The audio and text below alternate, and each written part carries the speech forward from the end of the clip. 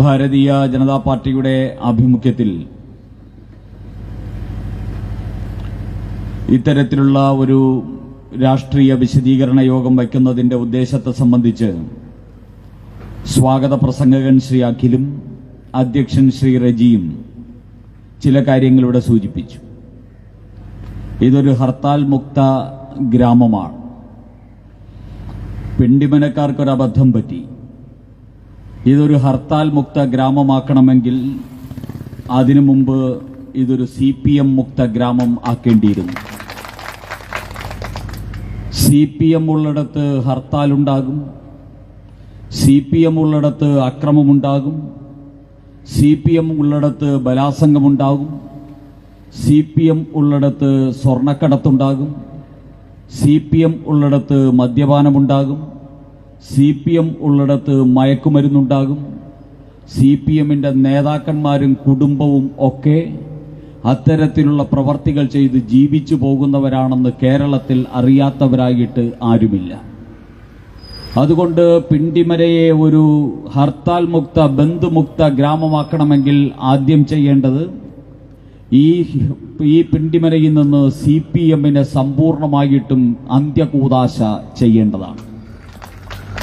ആ അന്ത്യകൂദാശ CPMന് അന്ത്യകൂദാശ ചെയ്തിട്ടില്ല എന്നതുകൊണ്ടാണ് കഴിഞ്ഞ പൊതുപണിമുടക്ക് ദിവസം ഈ കേരളത്തിൽ മുഴുവൻ തന്നെ ശ്രദ്ധിക്കപ്പെട്ട CPMന്റെ ഗുണ്ടായിസത്തിന്റെ വേദിയായിട്ട് ഈ പിണ്ടിമന മാറിയത്. അതുകൊണ്ടാണ് അതിനെതിരായിട്ടുള്ള അതിശക്തമായിട്ടുള്ള മുന്നേറ്റമാണ് പിണ്ടിമനയിലെ ഭാരതീയ ജനതാ പാർട്ടിയുടെ നേതൃത്വത്തിൽ നടന്നു വരുന്നത് എന്നറിയുന്നതിൽ അങ്ങേയറ്റത്തെ സന്തോഷമുണ്ട്. കാരണം മാർക്സിസ്റ്റ് പാർട്ടിയുടെ അക്രമത്തിനെ ചെറുത്തു തോൽപ്പിക്കാൻ, മാർക്സിസ്റ്റ് പാർട്ടിയുടെ ഇത്തരത്തിലുള്ള ഗുണ്ടായിസത്തെ ചെറുത്തു തോൽപ്പിക്കാൻ, മാർക്സിസ്റ്റ് പാർട്ടിയുടെ സംഘടനാ തലത്തിലുള്ള ഇത്തരത്തിലുള്ള ആഭാസത്തരത്തെ ചെറുക്കാൻ, മാർക്സിസ്റ്റ് പാർട്ടിയെ ഒരു ആദർശമെന്ന നിലയിൽ നശിപ്പിക്കാൻ ഈ രാജ്യത്ത് ഒരു പ്രസ്ഥാനത്തിനെ സാധിച്ചിട്ടുള്ളൂ. ആ പ്രസ്ഥാനത്തിന്റെ പേര് ഭാരതീയ ജനതാ പാർട്ടി എന്നല്ലാതെ മറ്റൊന്നല്ല. 35 വർഷം കമ്മ്യൂണിസ്റ്റ് പാർട്ടിയുടെ അധികാരമുണ്ടായിരുന്ന പശ്ചിമ ബംഗാളിൽ ആ 35 വർഷവും നമ്മുടെ കോൺഗ്രസുകാരായിരുന്നു പ്രതിപക്ഷത്തിരുന്നത്. അങ്ങനെ 35 വർഷം കമ്മ്യൂണിസ്റ്റ് പാർട്ടി ഭരണപക്ഷത്തും 35 വർഷം കോൺഗ്രസുകാർ പ്രതിപക്ഷത്തും ഇരുന്ന ഒരു സംവിധാനമായിരുന്നു പശ്ചിമ ബംഗാൾ. ആ പശ്ചിമ ബംഗാൾ ദുരന്ത കയത്തിലായിരുന്നു. ഇന്ത്യ മഹാരാജ്യത്ത് കമ്മ്യൂണിസ്റ്റുകാരൻ ഭരിച്ച പശ്ചിമ ബംഗാളിൽ ഇന്നും പോയാൽ മനുഷ്യൻ റിക്ഷ വലിച്ചു കൊണ്ടുപോകുന്ന ദുരന്ത ചിത്രം നമുക്ക് കാണാൻ സാധിക്കും. കമ്മ്യൂണിസ്റ്റ് പാർട്ടി 35 വർഷം ഭരിച്ച പശ്ചിമ ബംഗാളിൽ പോയാൽ ഇതുപോലെയുള്ള സായം സന്ധ്യാനേരത്ത് ആ പശ്ചിമ ബംഗാളിന്റെ കൽക്കട്ടയുടെ കോടതിയിലേക്ക് പോകുന്ന തെരുവോരങ്ങളിൽ പാവപ്പെട്ട അമ്മമാരും സഹോദരിമാരും ജീവിക്കാനായിട്ട് സ്വന്തം ശരീരവുമായിട്ട് ഒരുങ്ങിച്ചമഞ്ഞു നിൽക്കുന്ന ദുരന്ത ചിത്രം നമുക്ക് കാണാൻ സാധിക്കും. കൽക്കട്ട തെരുവോരങ്ങളിൽ മനുഷ്യനെ റിക്ഷയിൽ വലിക്കുന്ന ദുരന്തവും, അമ്മമാരും സഹോദരിമാരും സ്വന്തം ശരീരം വിറ്റ് ജീവിക്കേണ്ട ഗതികേടും സംഭാവന ചെയ്ത 35 വർഷത്തെ പശ്ചിമ ബംഗാളിന്റെ ദുരന്ത ചിത്രത്തിന് അവസാനം കുറിക്കാൻ 35 വർഷം പ്രതിപക്ഷത്തിരുന്ന കോൺഗ്രസിന് സാധിച്ചില്ല. ഏകദേശം 4-4.5 വർഷത്തെ പ്രവർത്തനം കൊണ്ട് 35 വർഷത്തെ കമ്മ്യൂണിസ്റ്റ് ഭരണത്തിന് അവസാനം കുറിക്കുകയും കേവലം 3 സീറ്റുണ്ടായിരുന്ന ഭാരതീയ ജനതാ പാർട്ടി 77 സീറ്റ് നേടി ബംഗാളിന്റെ ചരിത്രത്തിലെ ഏറ്റവും കരുത്തുറ്റ പ്രതിപക്ഷ പാർട്ടിയായിട്ട് മാറിയ ചരിത്രം നമ്മുടെ മുന്നിലുണ്ട്. അതുകൊണ്ടാണ് ഞാൻ പറഞ്ഞത്, കമ്മ്യൂണിസ്റ്റ് പാർട്ടിയെ തകർക്കാൻ, നശിപ്പിക്കാൻ, പ്രതിരോധിക്കാൻ, അതിനെ ആദർശപരമായും സംഘടനാതലത്തിലും പിടിച്ചു നിർത്താൻ ഇന്ത്യ മഹാരാജ്യത്ത് സാധിക്കുന്ന പാർട്ടി ഭാരതീയ ജനതാ പാർട്ടിയാണ്. 25 വർഷം കാലം ത്രിപുരയുടെ മണ്ണിൽ മാർക്സിസ്റ്റ് പാർട്ടി ഭരിച്ചിരുന്നു. 62% വരുന്ന വനവാസി ആദിവാസി ജനസമൂഹമുള്ള, പിന്നാക്ക പാർശ്വവൽക്കരിക്കപ്പെട്ട ജനസമൂഹമുള്ള ആ പാവങ്ങളുടെ പുടലിക്ക് കമ്മ്യൂണിസ്റ്റ് പീറ ചെങ്കൊടി കുത്തിക്കൊടുത്തിട്ട് അവനോട് പറഞ്ഞു, നിങ്ങൾ കമ്മ്യൂണിസ്റ്റ് പാർട്ടി അധികാരത്തിലേറ്റ് നിങ്ങൾക്ക് സ്വർഗരാജ്യമുണ്ടാക്കി തരാമെന്ന് പറഞ്ഞു. അങ്ങനെ തന്നെ 1940കളിൽ ഈ കേരളത്തിലും കമ്മ്യൂണിസ്റ്റ് പാർട്ടിക്കാർ പറഞ്ഞു, പാടത്ത് പണിയെടുക്കുന്ന കോരനെ കൊണ്ടും നാണിയെ കൊണ്ടും പാടിപ്പിച്ചു, നിങ്ങൾ കൊയ്യും വയലെല്ലാം നിങ്ങളുടേതാകുന്നതിനു വേണ്ടി, അല്ലെങ്കിൽ നമ്മൾ കൊയ്യും വയലെല്ലാം നമ്മളുടേതാക്കുന്നതിനു വേണ്ടി ഈ ചെങ്കൊടി പിടിക്കാൻ പറഞ്ഞു. അങ്ങനെ പാവപ്പെട്ട കോരനെ കൊണ്ടും നാണിയെ കൊണ്ടും ചെങ്കൊടി പിടിപ്പിച്ച് നമ്പൂതിരിപ്പാടിനെ മുഖ്യമന്ത്രിയാക്കി.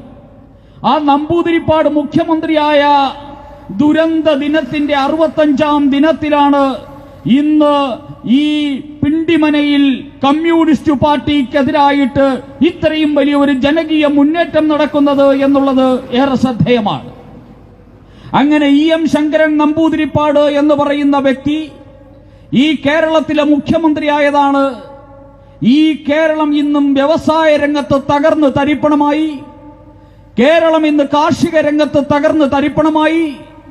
കേരളം ഇന്ന് സാമൂഹ്യമായും സാംസ്കാരികപരമായും അധപ്പതിച്ച് രാഷ്ട്രം മുഴുവൻ തന്നെ ഒരു പുതിയ ദിശയിലേക്ക് ഉയർന്നു കുതിച്ചു പോകുമ്പോൾ കേരളം അധപ്പതനത്തിന്റെ അഗാധ ഗർത്തത്തിലേക്ക് എന്നേക്കുമായിട്ട് നിബന്ധിച്ചു കിടക്കുന്ന ദുരന്ത ചിത്രം നമുക്ക് നൽകിയത് 1957 EM ശങ്കരൻ നമ്പൂതിരിപ്പാട് ഈ കേരളത്തിന്റെ മുഖ്യമന്ത്രിയായതോടുകൂടിയാണ്.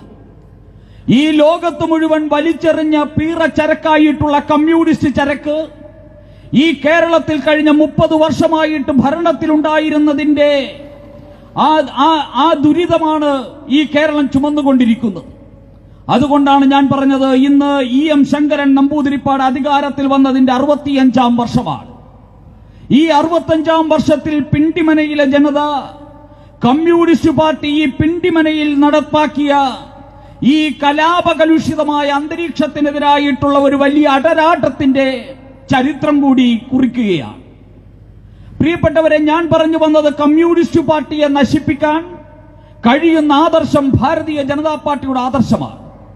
25 വർഷം കമ്മ്യൂണിസ്റ്റ് പാർട്ടി ഭരിച്ച ത്രിപുരയുടെ മണ്ണിൽ നിന്ന് കമ്മ്യൂണിസത്തെ മുച്ചൂടും മുടിച്ച് അവിടെ ഞങ്ങളുടെ യുവ നേതാവിനെ അവിടുത്തെ മുഖ്യമന്ത്രിയാക്കി മാറ്റിയ ആ ചരിത്രം നമ്മുടെ മുന്നിലുണ്ട്. ബംഗാളിൽ കമ്മ്യൂണിസത്തെ തകർക്കാൻ BJPക്ക് സാധിച്ചു. ത്രിപുരയുടെ മണ്ണിൽ കമ്മ്യൂണിസത്തെ തകർക്കാൻ BJPക്ക് സാധിച്ചു. അതുപോലെ തന്നെയാണ് കേരളത്തിലും ഞങ്ങൾ പറയുന്നു. കേരളത്തിലും കമ്മ്യൂണിസത്തെ തകർക്കാൻ സാധിക്കുന്ന പാർട്ടി നരേന്ദ്ര ദാമോദർ ദാസ് മോദിയുടെ പാർട്ടിയായ ഭാരതീയ ജനതാ പാർട്ടി എന്നുള്ള കാര്യത്തിൽ ആർക്കും സംശയം വേണ്ട. ഈ കേരളത്തിലും ബംഗാളിന്റേതായിട്ടുള്ള ത്രിപുരയുടേതായിട്ടുള്ള ചരിത്രത്തിന്റെ പുനരാവർത്തിക്ക് സമയം സമാഗതമായിരിക്കുന്നു. കാരണം കേരളത്തിൽ കമ്മ്യൂണിസ്റ്റ് പാർട്ടിയുടെ തുടർ ഭരണം നമ്മൾ കാണുന്നു. കോൺഗ്രസ് പാർട്ടിയുടെ തുടർ പ്രതിപക്ഷ സ്ഥാനവും നമ്മൾ കാണുന്നു. കമ്മ്യൂണിസ്റ്റ് പാർട്ടിക്ക് എവിടെയൊക്കെയാണോ തുടർ ഭരണം കിട്ടിയിട്ടുള്ളത് അവിടെയൊക്കെ കമ്മ്യൂണിസം തകർന്നിട്ടുണ്ട്. കോൺഗ്രസ് പാർട്ടി എവിടെയൊക്കെയാണോ തുടർച്ചയായി പ്രതിപക്ഷത്തിരുന്നത് അവിടെ ഒന്നും കോൺഗ്രസ് പിന്നെ രക്ഷപ്പെട്ടിട്ടില്ല. അതാണ് ഇന്ത്യയുടെ ചരിത്രം. ആ ചരിത്രത്തിന്റെ പുനരാവർത്തിക്ക് കേരളവും സമയമായിരിക്കുന്നു, കേരളത്തിലും സമയമായിരിക്കുന്നു. കമ്മ്യൂണിസ്റ്റ് പാർട്ടി അധികാരത്തിന്റെ തുടർച്ചയോടുകൂടി അന്ത്യം കുറിക്കപ്പെടാൻ പോകുന്ന പാർട്ടിയാണ്. ഇന്ത്യയിൽ അവസാനത്തെ കമ്മ്യൂണിസ്റ്റ് പാർട്ടിയുടെ ഭരണമാണ് പിണറായി പാറയിൽ നിന്നുള്ള വിജയന്റെ നേതൃത്വത്തിൽ ഈ കേരളത്തിൽ നടക്കുന്നത് എന്ന് ചരിത്രത്തിൽ ആ ലേഖനം ചെയ്യപ്പെടാൻ പോവുകയാണ്.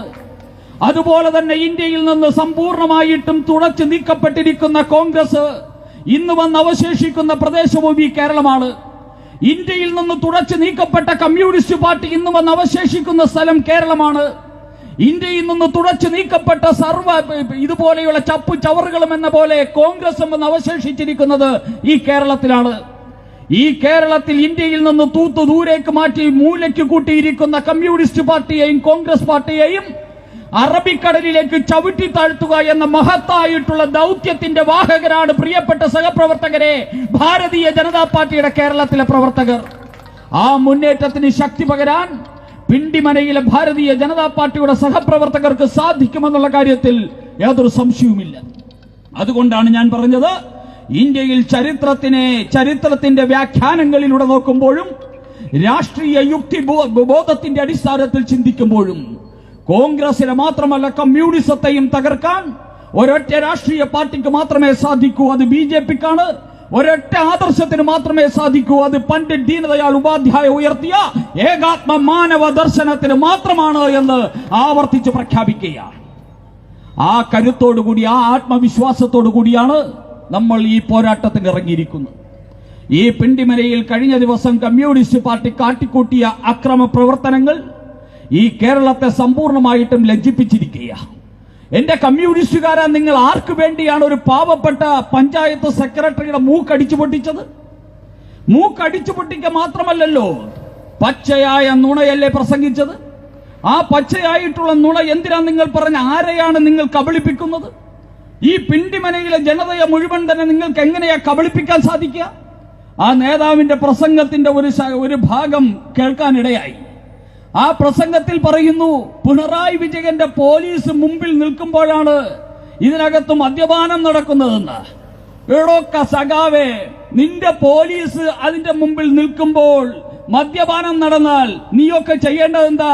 നിന്റെ പിണറായി വിജയന്റെ വീട്ടിന്റെ മുമ്പിൽ പോയിട്ട് അയാൾക്കെതിരെയല്ലേ മുദ്രാവാക്യം വിളിക്കേണ്ടത്? ഇത്രയും കഴിവുകെട്ട ഒരു പോലീസുകാരനെ നിർത്തിയിരിക്കുന്നതിന് പിണറായി വിജയനെയല്ലേ ആ സഖാവ് ഇന്നലെ ഇവിടെ ഇരുന്ന് തെറി വിളിച്ചത്? കാരണം പിണറായി വിജയന്റെ പോലീസ് നോക്കി നിൽക്കെ പിണറായി വിജയന്റെ പാർട്ടിക്കാരൻ നടത്തുന്ന സമരസ്ഥലത്ത് ആൾക്കാർ മദ്യപിക്കുന്നു എന്ന് പറയാൻ ഈ കമ്മ്യൂണിസ്റ്റുകാരന് ഒരു നാണവും മാനവും ഇല്ലാത്ത അവസ്ഥ വന്നിരിക്കുന്നു. നീയൊക്കെ ആർക്കു വേണ്ടിയായി സമരം നടത്തിയത്? കമ്മ്യൂണിസ്റ്റ് മാർക്സിസ്റ്റ് പാർട്ടിയും CIT-യും AITUC-യും INTUC-യും 28-ാം തീയതി രാജ്യത്ത് മുഴുവൻ ആഗോള സമരം നടത്തി. ഇന്ത്യയിൽ മുഴുവൻ ആഗോള സമരം നടത്തി. ഇന്ത്യയിലെ ആഗോള സമരം തിരുവനന്തപുരം മുതൽ പാലക്കാട് വരെയും തിരുവനന്തപുരം മുതൽ കാസർഗോഡ് വരെയാ. കമ്മ്യൂണിസ്റ്റുകാരന്റെ ഇന്ത്യ എന്ന് പറഞ്ഞാൽ മലയാളം സംസാരിക്കുന്ന കുറെ കമ്മ്യൂണിസത്തിൽ വീണുപോയ വിഡ്ഢികളുടെ സ്വർഗം മാത്രമാണ് എന്നാണ് ഈ കമ്മ്യൂണിസ്റ്റുകാരൻ ധരിച്ചിരിക്കുന്നത്. അങ്ങനെ ഈ കേരളത്തിന്റെ ഇട്ടാവട്ടത്ത് നടത്തിയ ആഗോള സമരമുണ്ടല്ലോ, ഈ സമരം ആർക്കു വേണ്ടിയാണ് നടത്തിയത്? ഈ പിണ്ടിമനയിലെ പാവപ്പെട്ട കടക്കാരനെ അടപ്പിച്ച കമ്മ്യൂണിസ്റ്റുകാരാ, നിനക്ക് ലുല്ലു മുതലാളിയുടെ ലുല്ലു മാൾ അടപ്പിക്കാനുള്ള ധൈര്യമുണ്ടോ? ഞങ്ങൾ ചോദിക്കുക. ഇവിടത്തെ ലുല്ലു മുതലാളിയുടെ, എറണാകുളത്തെ ലുല്ലു മുതലാളി കമ്മ്യൂണിസ്റ്റുകാരന്റെ മൂക്കിന് തുമ്പിൽ ആ ലുല്ലു മാൾ തുറന്നു വെച്ചു. തിരുവനന്തപുരത്തെ ലുല്ലു മുതലാളി അവിടെ തുറന്നു വെച്ചു.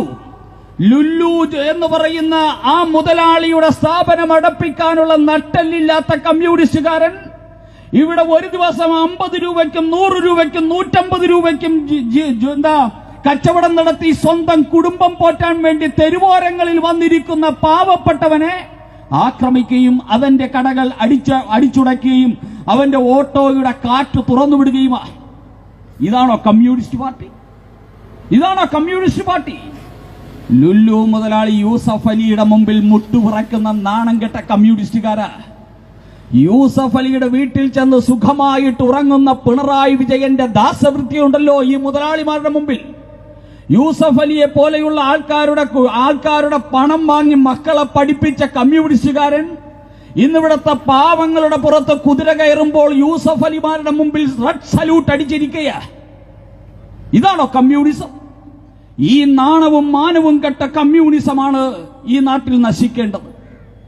ഇത്തരത്തിൽ അന്തസ് കെട്ട കമ്മ്യൂണിസത്തിന് അന്ത്യകൂദാശ ചെയ്യാൻ കമ്മ്യൂണിസ്റ്റുകാരാണ് മുന്നോട്ട് വരേണ്ടത് എന്നാണ് ഞങ്ങൾക്ക് പറയാനുള്ളത്. കമ്മ്യൂണിസ്റ്റുകാർ മുന്നോട്ട് വരണം. ഇന്നലകളിൽ കമ്മ്യൂണിസത്തിനു വേണ്ടി രക്തസാക്ഷികളായവർ, ഇന്നലകളിൽ കമ്മ്യൂണിസത്തിനു വേണ്ടി അടികൊണ്ടവർ, പീഡനമേറ്റുവാങ്ങിയവർ, ജയിൽവാസം അനുഭവിച്ചവർ, ഇന്നലകളിൽ കമ്മ്യൂണിസ്റ്റ് പാർട്ടിയുടെ ചെങ്കൊടി പിടിച്ച് സ്വർഗരാജ്യം കിട്ടുമെന്ന പ്രതീക്ഷയോടുകൂടി പ്രവർത്തിച്ച സഖാക്കന്മാരെ, നിങ്ങളെയാണ് ഈ കമ്മ്യൂണിസ്റ്റുകാരൻ വഞ്ചിക്കുന്നത്. നിങ്ങളെയാണ് ഈ കമ്മ്യൂണിസ്റ്റുകാരൻ ചതിച്ചിരിക്കുന്നത്. നിങ്ങളെയാണ് ഈ കമ്മ്യൂണിസ്റ്റുകാരൻ വിഡ്ഢിയാക്കുന്നത്. നിങ്ങളെയാണ് ഈ കമ്മ്യൂണിസ്റ്റുകാരൻ നശിപ്പിക്കുന്നത്. എല്ലാ നാടുകളിലും കമ്മ്യൂണിസത്തെ തൂത്തെറിയാൻ മുന്നോട്ട് വന്നിട്ടുള്ളത് ഇന്നലകളിലെ കമ്മ്യൂണിസ്റ്റുകാരാ. 1917 ബോൾഷെവിക് വിപ്ലവത്തിലൂടെ ലോകത്ത് അധികാരത്തിൽ വന്ന കമ്മ്യൂണിസ്റ്റ് പാർട്ടി ഒരു പുരുഷായുസ് പോലും ഈ ലോകത്ത് ജീവിച്ചിരിക്കാൻ പറ്റാത്ത വിധത്തിൽ മരിച്ചു വീണുവെങ്കിൽ, അത് റഷ്യയിൽ 1980കളിൽ മരിച്ചുവെങ്കിൽ, യൂഗോസ്ലാവിയയിൽ മരിച്ചുവെങ്കിൽ, ഹംഗറിയിൽ മരിച്ചുവെങ്കിൽ, കിഴക്കൻ ജർമ്മനിയിൽ മരിച്ചുവെങ്കിൽ, അതെല്ലാം കൊന്നത് കമ്മ്യൂണിസ്റ്റുകാർ തന്നെയാ. ലെനിന്റെയും സ്റ്റാലിന്റെയും ഏംഗൽസിന്റെയും പ്രതിമകൾ പോലും തട്ടിത്തകർത്തത് കമ്മ്യൂണിസ്റ്റ് ചെങ്കൊടി പിടിച്ച ധീരരായിട്ടുള്ള സഖാക്കന്മാരാ. ഈ ധീരന്മാരായിട്ടുള്ള സഖാക്കന്മാരെ വഞ്ചിച്ചാൽ ആ സഖാക്കന്മാർ തന്നെ പിണറായി വിജയന്റെ ഭരണകൂടത്തിനും പിണറായി വിജയനെ അധികാരത്തിലിരുത്തുന്ന ചെങ്കൊടിക്കും ഈ കേരളത്തിൽ അന്ത്യകൂദാശ ചെയ്യുമെന്ന് ചരിത്രത്തെ സാക്ഷി നിർത്തി ഇവിടുത്തെ കമ്മ്യൂണിസ്റ്റുകാരനെ ഓർമ്മിപ്പിക്കാൻ ഞാൻ ആഗ്രഹിക്കുക. ഈ കമ്മ്യൂണിസ്റ്റ് പാർട്ടി ഇവിടെ നടത്തിയ സമരം, 28-ാം തീയതി നടത്തിയ സമരം, ആ സമരത്തിൽ കണ്ണൂരിലെ പാർട്ടി സമ്മേളനത്തിന് സമരം ബാധകമായിരുന്നില്ല. കണ്ണൂരിലെ കമ്മ്യൂണിസ്റ്റ് പാർട്ടിയുടെ പാർട്ടി കോൺഗ്രസില് ആരും പണിമുടക്കിയില്ല. പാർട്ടി കോൺഗ്രസ് നന്നായിട്ട് നടക്കുന്നു. ലുല്ലു മുതലാളിയുടെ മാളും നന്നായിട്ട് നടക്കുന്നു. പാർട്ടി സമ്മേളനത്തിന് ഒരു കുഴപ്പവുമില്ലാത്ത വിധത്തിൽ എങ്ങനെയാണ് കമ്മ്യൂണിസ്റ്റുകാരാ നിങ്ങൾ പണിമുടക്കിയത്?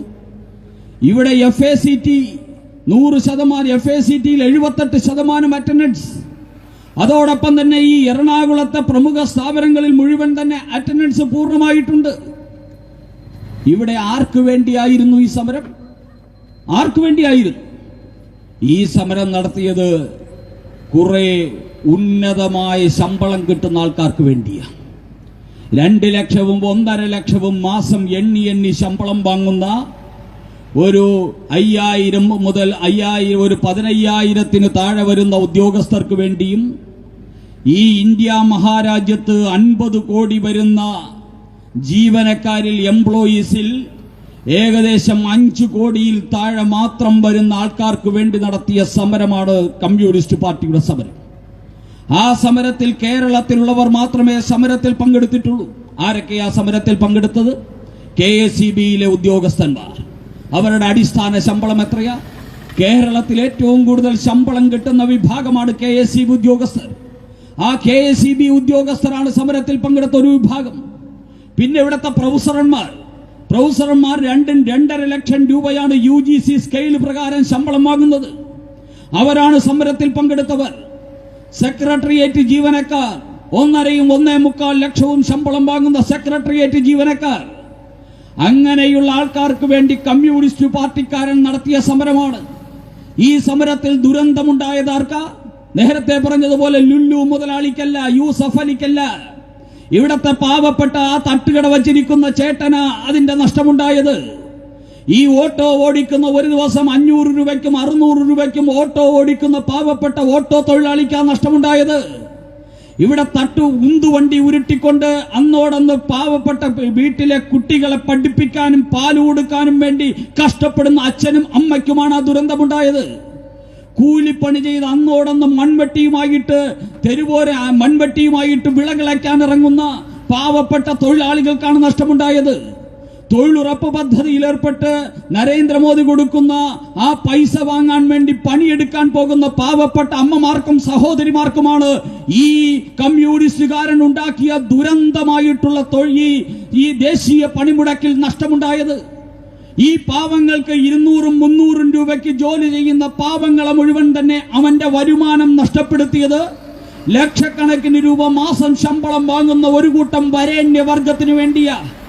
അങ്ങനെയുള്ള വരേണ്യവർഗത്തിനു വേണ്ടി കമ്മ്യൂണിസ്റ്റുകാരൻ സൃഷ്ടിച്ച പണിമുടക്കായിരുന്നു 28-ാം തീയതി നടന്ന ദേശീയ പണിമുടക്ക്.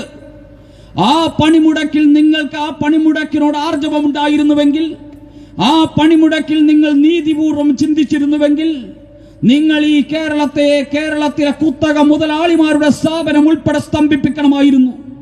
അതിനുള്ള ഇച്ഛാശക്തി നിങ്ങൾക്കില്ല. നിങ്ങളുടെ പാർട്ടി സമ്മേളനത്തിന്റെ പണിയും നിർത്തിവെക്കണമായിരുന്നു. അതിന് നിങ്ങൾ തയ്യാറായിട്ടില്ല. നിങ്ങളുടെ പിണറായി വിജയന്റെ മകൾ അങ്ങ് ബാംഗ്ലൂരിൽ നടത്തുന്ന ഒരു സ്ഥാപനമുണ്ട്. ബാംഗ്ലൂരും ഇന്ത്യയിലാണ് എന്റെ സഖാവേ. ആ സ്ഥാപനം നിങ്ങൾക്ക് അടപ്പിക്കാൻ സാധിച്ചോ? പിണറായി വിജയന്റെ മകളുടെ സ്ഥാപനം. കോടിയേരി ബാലകൃഷ്ണന്റെ മകൻ ഈ കേരളത്തിൽ മുഴുവൻ തന്നെ ബിനാമിയായിട്ടും നേരിട്ടും നിരവധി കച്ചവട സ്ഥാപനങ്ങൾ നടത്തുന്നു. അതൊന്നും അടച്ചില്ല. കോടിയേരിയുടെ മകന്റെ സ്ഥാപനങ്ങൾ അടക്കില്ല പൊതുപണിമുടക്കിന്. പിണറായി വിജയന്റെ മകളുടെ സ്ഥാപനം അടക്കില്ല പൊതുപണിമുടക്കിന്. പിണറായി വിജയന്റെ പാർട്ടിയുടെ സമ്മേളനത്തിലെ പണി മുടക്കില്ല പൊതുപണിമുടക്കിന്. പിണറായി വിജയന്റെ സ്വന്തക്കാരനായിട്ടുള്ള ലുല്ലു മുതലാളിയുടെ സ്ഥാപനങ്ങൾ അടക്കില്ല പൊതുപണിമുടക്കിന്.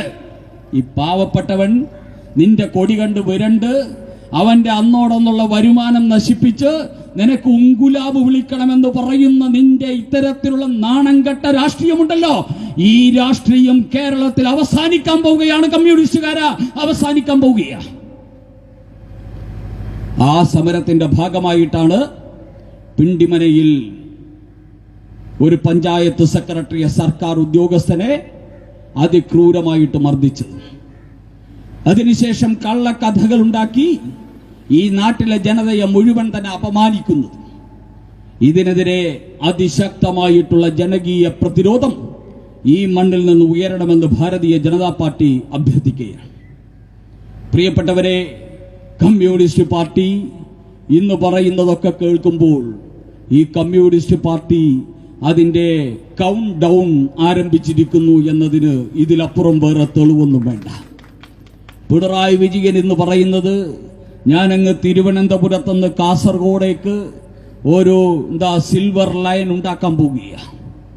സിൽവർ ലൈൻ ഉണ്ടാക്കാൻ പോവുകയാണ്. 625 പേർക്ക് ഇരിക്കാൻ പറ്റുന്ന ഒരു ട്രെയിന് തിരുവനന്തപുരത്തുനിന്ന് സ്റ്റാർട്ട് ചെയ്ത് കാസർഗോഡ് എത്തിക്കാൻ ഇനി പിണറായി വിജയൻ 4.5 മണിക്കൂർ കൊണ്ട് എത്തിക്കുമെന്നാണ് പറയുന്നത്. നരേന്ദ്രമോദിയുടെ ജനശതാബ്ദി എക്സ്പ്രസിൽ രാവിലെ 6 മണിക്ക് 5:55 തിരുവനന്തപുരത്തുനിന്ന് കയറിയാൽ അത് 6.5 മണിക്കൂർ കൊണ്ട് ഏകദേശം 1 മണിയാകുമ്പോൾ കോഴിക്കോടെത്തും. ഏകദേശം ഇപ്പോൾ തന്നെ 2022 തന്നെ കേന്ദ്ര സർക്കാരിന്റെ ഒരു ട്രെയിൻ 6.5 മണിക്കൂർ കൊണ്ട് കോഴിക്കോട് എത്തുന്നുണ്ട് തിരുവനന്തപുരത്തുനിന്ന്.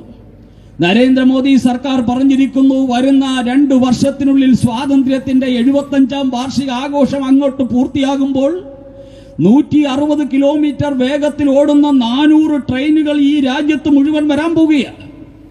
ആ ട്രെയിനുകളിൽ പലതും കേരളത്തിലൂടെ ഓടാൻ പോവുകയാണ്. അപ്പോൾ നമുക്ക് ഈ പിണറായി വിജയൻ പറയുന്ന 4.5 മണിക്കൂർ എന്നുള്ളത് ചിലപ്പോൾ ഒരു 1/2 മണിക്കൂറോ 1 മണിക്കൂറോ അങ്ങോട്ട് കയറ്റി നമുക്ക് കാസർഗോഡ് എത്തിക്കാൻ സാധിക്കും. ഇപ്പോൾ ഓടുന്ന റെയിൽവേ പാളത്തിലൂടെ ഓടിച്ച് ഇപ്പോൾ പോകുന്ന അതേ ട്രെയിൻ ഓടിച്ച് അവിടെ എത്തിക്കാൻ സാധിക്കും. ആ രീതിയിൽ ആ കാര്യങ്ങൾ മുന്നോട്ട് പോകുന്നത്. അപ്പോഴാണ് പിണറായി വിജയൻ പറയുന്നത്, ഇല്ല, എനിക്ക് ആ റെയിൽവേ പാളത്തിലൂടെ പോകാൻ പറ്റില്ല, ഞങ്ങൾ പാർട്ടി ഒന്ന് വേറെയാ, ഞങ്ങൾ ബ്രോഡ് ഗേജിലൂടെ വണ്ടി ഓടിക്കില്ല, ഞങ്ങൾക്ക് സ്റ്റാൻഡേർഡ് ഗേജ് വേണം, അതിൽ എന്റെ വണ്ടി മാത്രമേ ഓടാവൂ, വേറെ ലോകത്തുള്ള ഒരു ട്രെയിനും എന്റെ ഗേജിൽ കൂടെ ഓടാൻ പാടില്ല. അതുകൊണ്ട് സ്റ്റാൻഡേർഡ് ഗേജിലൂടെ എന്റെ ട്രെയിൻ ഓടൂ. കമ്മ്യൂണിസ്റ്റ് ട്രെയിൻ ഓടുക സ്റ്റാൻഡേർഡ് ഗേജില. തൊട്ടുകൂടായ്മയുണ്ട്, തീട്ടിക്കൂടായ്മയുണ്ട്. മറ്റു ട്രെയിനൊന്നും ഇതിൽ തൊടാൻ പാടില്ല. അങ്ങനെ സ്റ്റാൻഡേർഡ് ഗേജ് 625 പേർക്ക് ഇരിക്കാൻ പറ്റുന്ന ഒരു ട്രെയിൻ ഓടിക്കാൻ തിരുവനന്തപുരം മുതൽ കാസർഗോഡ് വരെ 529 കിലോമീറ്റർ ദൂരത്തേക്ക് 20 മീറ്റർ വിസ്തൃതിയിൽ സ്ഥലമെടുത്തോണ്ട് പോവുകയാ. 5200 ഏക്കർ ഭൂമി. 5200 ഏക്കർ ഭൂമി ഈ ഭസ്മാസുരൻ എടുത്തു കഴിയുമ്പോൾ 20,000 കുടുംബങ്ങൾ വഴിയാധാരമാവുകയാണ്. ഇതുപോലെ തെരുവോരങ്ങളിൽ കിടക്കാൻ വിധിക്കപ്പെട്ട 20,000 കുടുംബങ്ങളെയാ പിണറായി വിജയൻ ഈ കേരളത്തിൽ സൃഷ്ടിക്കുന്നത്. 625 പേർക്ക് കയറിയിരിക്കാൻ പറ്റുന്ന ഒരു ട്രെയിൻ തിരുവനന്തപുരത്ത് നിന്ന് കാസർഗോഡ് എത്തിക്കാനായി. അതിനെത്ര കോടിയാ? പിണറായി വിജയൻ ഇപ്പോൾ എഴുതി വെച്ചിരിക്കുന്ന 63,000 കോടി. അത് 2025 തീരുന്ന. 2025 തീരാൻ പോകുന്ന ട്രെയിനിന്റെ DPR ഡീറ്റെയിൽഡ് പ്രോജക്ട് റിപ്പോർട്ട് ഒരു 300 പേജുള്ള ഒരു പുസ്തകം ഈ കഴിഞ്ഞ 2 വർഷമായിട്ട് ഈ പിണറായി വിജയനെ തയ്യാറാക്കാൻ പറ്റിയിട്ടില്ല. എന്നിട്ടാ പറയുന്നത് ഇനി ഒരു 600 ദിവസം കഴിയുമ്പോൾ എന്റെ ട്രെയിൻ അങ്ങ് കാസർഗോഡ് എത്തുമെന്ന്. ഇതൊക്കെ ഭ്രാന്തന്മാരാണോ? മുഴു ഭ്രാന്തന്മാരാണ് ഇങ്ങനെയൊക്കെ ചിന്തിക്കുന്നത്. ഈ കേരളത്തിൽ 1 കിലോമീറ്റർ ദൂരത്തുള്ള റോഡുണ്ടാക്കാൻ 5-6 വർഷം എടുക്കുന്നത്. റോഡിൽ കിടക്കുന്ന ഒരു കുഴി നിമത്താൻ 2-3 വർഷം എടുക്കും ഈ കേരളത്തിൽ. അപ്പോഴാണ് പിണറായി വിജയൻ പറയുന്നത്, തിരുവനന്തപുരത്തു നിന്നുള്ള സിൽവർ ലൈൻ 2025 ആകുമ്പോൾ അങ്ങ് കാസർഗോഡ് എത്തും. 20,000 കുടുംബങ്ങളെ ഞാൻ വഴിയാധാരമാക്കും. 1 ലക്ഷം കോടി രൂപ ഞാൻ ഇങ്ങ് കൊണ്ടുവരും. എവിടെന്നാ? ജപ്പാനിൽ നിന്ന്. ഇതിന്റെ കഥ എന്താണെന്നറിയോ? ജപ്പാന് ഇപ്പോ ട്രെയിൻ അവിടുത്തെ വേഗത 300 കിലോമീറ്റർ വേഗതയാ. മാഗ്നറ്റിക് ട്രെയിനാ. പാളത്തിന്റെ തൊട്ട് മുകളിലൂടെ തൊട്ടില്ല എന്ന് പറഞ്ഞ് കുതിക്കുന്ന അത്യാധുനികമായിട്ടുള്ള സാങ്കേതിക വിദ്യ ഉപയോഗിക്കുന്ന ട്രെയിനാണ് ജപ്പാനിലുള്ളത്. അപ്പൊ ജപ്പാനിൽ ഇപ്പൊ ഓടിക്കൊണ്ടിരിക്കുന്ന ട്രെയിൻ ഉണ്ടല്ലോ, നമ്മുടെ പിണറായി വിജയന് കൊടുക്കാൻ പോകുന്ന ട്രെയിൻ കെ റെയിൽ, ആ ട്രെയിന് ഇനി അവിടുത്തെ ആക്രിക്കടയിലേക്ക് മാറ്റാൻ വച്ചിരിക്കുക. അവിടുത്തെ ജപ്പാനിൽ ആക്രിക്കടയിലേക്ക് മാറ്റാൻ വേണ്ടി വച്ച് 300 കിലോമീറ്റർ വേഗതയുള്ള മാഗ്നറ്റിക് ട്രെയിൻ അതിലെ ഓടിക്കാൻ തയ്യാറാക്കിയിരിക്കുക. അപ്പൊ ആക്രിക്കടയിലേക്ക് മാറ്റാൻ വച്ചിരിക്കുന്ന ആക്രി ചരക്കാണ് പിണറായി വിജയൻ കേരളത്തിൽ കൊണ്ടുവന്ന് നമ്മുടെ 1.5 ലക്ഷം കോടി രൂപ നഷ്ടപ്പെടുത്തി ഇവിടെ ഓടിക്കുമെന്ന് പറയുന്നത്. ജപ്പാനിൽ ഒരു പ്രത്യേകതയുണ്ട്, അവിടുത്തെ ആക്രി കൊടുക്കും, ആക്രി വിൽക്കുമ്പോൾ ഇങ്ങോട്ട് പണം കിട്ടും, ആക്രി സാധനം കിട്ടും. ആക്രി സാധനം എങ്ങനെ ഇവിടെ ഉപയോഗിക്കണമെന്ന് പറഞ്ഞു കൊടുക്കാൻ വേണ്ടിയുള്ള കൺസൾട്ടൻസിയെ കൊടുക്കും. ആ കൺസൾട്ടൻസിയെയും കൊടുത്ത് ആക്രി സാധനവും കൊടുത്ത് ആക്രി സാധനത്തിന് വാങ്ങാൻ പറ്റുന്ന പണവും കൊടുക്കും ലോണായിട്ട്. അതാണ് ജപ്പാനിൽ ആക്രി കച്ചവടം നല്ല കച്ചവടമാണ്. കാരണം ആക്രി സാധനം കൊടുക്കും, ആക്രി സാധനം വാങ്ങാനുള്ള പണം ലോണായിട്ട് കൊടുക്കും, ആക്രി സാധനം വാങ്ങിക്കഴിഞ്ഞാൽ അത് എവിടെ കൊണ്ട് എങ്ങനെ ഫിറ്റ് ചെയ്യണമെന്ന് പറഞ്ഞു കൊടുക്കാൻ കൺസൾട്ടൻസിയെയും കൊടുക്കും. പിണറായി വിജയൻ ഇത് 3 എടുത്തു. പിണറായി വിജയൻ ഇത് 3 ഇങ്ങെടുത്തു. എന്നിട്ട് ജപ്പാനിൽ ആക്രിക്കടയിൽ കൊണ്ടിടാൻ വച്ചിരിക്കുന്ന കെ റെയിൽ കേരളത്തിലെ പാവപ്പെട്ടവന്റെ കുടിലിന്റെ പുറത്തൂടെ ഓടിക്കാൻ പോവുകയാ, പാവപ്പെട്ടവന്റെ നെഞ്ചത്തുകൂടി ഓടിക്കാൻ പോവുകയാ ജപ്പാനിൽ ആക്രി സാധനം. നരേന്ദ്രമോദി പറഞ്ഞു ആ ആക്രി സാധനം വേണ്ട, ഇവിടെ ബുള്ളറ്റ് ട്രെയിൻ വരികയാ, മുംബൈയിൽ നിന്ന് അഹമ്മദാബാദിലേക്ക് ഞങ്ങൾ ബുള്ളറ്റ് ട്രെയിൻ ഓടിക്കുക, 250 കിലോമീറ്റർ വേഗതയിൽ പോകുന്ന ബുള്ളറ്റ് ട്രെയിൻ. ആ ബുള്ളറ്റ് ട്രെയിൻ 4 വർഷങ്ങൾക്ക് മുമ്പ് അഹമ്മദാബാദിൽ നിന്ന് മുംബൈയിലേക്ക് ഓടിക്കാൻ വേണ്ടിയുള്ള പദ്ധതി DPR തയ്യാറാക്കിയപ്പോ ഇവിടെ ദേശ അപമാനി എന്ന് പറഞ്ഞൊരു പേപ്പർ ഇറങ്ങാറുണ്ട്. ആ പേപ്പറിൽ എഴുതിയത് ജപ്പാൻ ഇന്ത്യയെ തീരെഴുതുകയാണ് നരേന്ദ്രമോദി. ഈ ട്രെയിനിൽ പാവപ്പെട്ടവന് കയറാൻ പറ്റുമോ? ദേശാഭിമാനി ചോദിച്ചതാ. ഈ ട്രെയിൻ പാവപ്പെട്ടവനുള്ള ട്രെയിനാണോ? ഈ ട്രെയിനിൽ പാവപ്പെട്ടവന് കയറാൻ പറ്റുമോ? ഈ ട്രെയിൻ ജപ്പാൻ ഇന്ത്യയെ അടിയറവെക്കുകയല്ലേ? ഈ ട്രെയിനിന്റെ പേരിൽ ജപ്പാനിൽ ഇന്ത്യയുടെ ഭൂമി പണയപ്പെടുത്തി പണം വാങ്ങി അങ്ങനെ മുതലാളിത്തത്തിന്റെ മുമ്പിൽ ഇന്ത്യയെ കീഴ്പ്പെടുത്തുകയല്ലേ നരേന്ദ്രമോദി എന്ന് ചോദിച്ച നാണവും മാനവുമില്ലാത്ത കമ്മ്യൂണിസ്റ്റുകാരനാണ് ഇന്ന് ജപ്പാനിലെ ആക്രി ചരക്കുമായിട്ട് ഈ കേരളത്തിൽ വന്ന് 20,000 കുടുംബങ്ങളെ വഴിയാധാരമാക്കി 1.5 ലക്ഷം കോടി രൂപയുടെ ബാധ്യത കേരളത്തിലെ ജനസമൂഹത്തിന്റെ തലയിലേക്ക് കൊണ്ടിട്ട് ഈ കേരളത്തെ നശിപ്പിക്കുന്ന പ്രവണതയുമായിട്ട് മുന്നോട്ട് പോകുന്നത്. നിങ്ങൾക്കറിയോ, ഈ കേരളത്തെ രണ്ടായിട്ട് മുറിക്കുക, ഈ കേരളത്തെ രണ്ടായിട്ട് മുറിക്കുക. ഈ കേരളത്തിൽ 9 അടി പൊക്കത്തിലാണ് ട്രെയിൻ പോണത്. 280 കിലോമീറ്റർ ദൂരത്ത് 9 അടി പൊക്കത്തിലാ. 9 അടി പൊക്കമെന്ന് പറഞ്ഞാൽ എനിക്കുള്ളത് 5.5 അടി പൊക്കം. ഞാൻ വേറൊരാളിന്റെ തലയിൽ കയറി നിന്നാലേ എനിക്ക് അപ്പുറത്ത് കേരളത്തിന്റെ അപ്പുറത്ത് എന്ത് നടക്കുന്നു എന്ന് കാണാൻ പറ്റും. എന്റെ പിണറായി വിജയ, അതാണ് എന്റെ അവസ്ഥ. ഈ രീതിയിൽ 5.5 അടി പൊക്കമുള്ള സാധാരണ മലയാളിക്ക് 9 അടി പൊക്കത്തിൽ പിണറായി വിജയൻ ഒരു മതിൽ കെട്ടി അതിന്റെ പുറത്തുകൂടി 529 കിലോമീറ്റർ ദൂരത്തേക്ക് തിരുവനന്തപുരം മുതൽ കാസർഗോഡ് വരെ ഓടിക്കുന്ന ട്രെയിന് ഇങ്ങനെ ആകാശത്ത് നോക്കി നിൽക്കാനേ പറ്റൂ, അത് കയറാൻ പറ്റില്ല. എന്താ കാരണം? ഇപ്പൊ പിണറായി വിജയൻ പറയുന്ന 2000 രൂപയ്ക്കും കോടി എത്തുന്ന. പിണറായി വിജയന്റെ കാലഘട്ടത്തിലും കമ്മ്യൂണിസം ജീവിച്ചിരിക്കുന്ന കാലഘട്ടത്തിലും കേരളയിൽ പൂർത്തിയാകാൻ പോണില്ല, ഉറപ്പാ. ഇത് പൂർത്തിയായി കഴിയുമ്പോൾ 2-2.5 ലക്ഷം കോടി രൂപ വരും. ഈ 2.5 ലക്ഷം കോടി രൂപയ്ക്ക് 625 പേരെ ചുമക്കുന്ന ഒരു ട്രെയിൻ തിരുവനന്തപുരത്തുനിന്ന് കാസർഗോഡ് എത്തിക്കണമെങ്കിൽ അതിലിരിക്കുന്നവൻ ഏകദേശം 7,000-8,000 രൂപയുടെ ടിക്കറ്റ് എടുത്താലേ തിരുവനന്തപുരത്തുനിന്ന് കാസർഗോഡ് എത്തൂ. ആ സമയത്ത് 1,500 രൂപ കൊടുത്താൽ ഹെലികോപ്റ്ററിൽ തിരുവനന്തപുരത്തുനിന്ന് കാസർഗോഡ് എത്താം. കാരണം ഹെലികോപ്റ്റർ ഇതാ വ്യാപകമായിട്ട് ഇന്ത്യയിൽ വരാൻ പോകുന്നു. അതുപോലെ തന്നെ ഇതാ നരേന്ദ്രമോദിയുടെ പുതിയ വന്ദേ ഭാരത് ട്രെയിനുകൾ വരാൻ പോകുന്നു. മാത്രമല്ല ഇതാ കേരളത്തിൽ 5 എയർപോർട്ടുകൾ വന്നു കഴിഞ്ഞു. ഇനിയും 1-2 എയർപോർട്ടുകൾ കൂടി വരാൻ പോവുകയാണ്. 1200 1300 രൂപക്ക് ഈ കേരളത്തിൽ എവിടെയും ആൾക്കാർക്ക് പറന്നു നടക്കാൻ പറ്റുമ്പോഴാണോ പിണറായി വിജയന്റെ ഈ ട്രെയിനിൽ ഇനി ആൾക്കാർ 10 വർഷത്തിന് ശേഷം യാത്ര ചെയ്യാൻ പോകുന്നത്? ആണോ?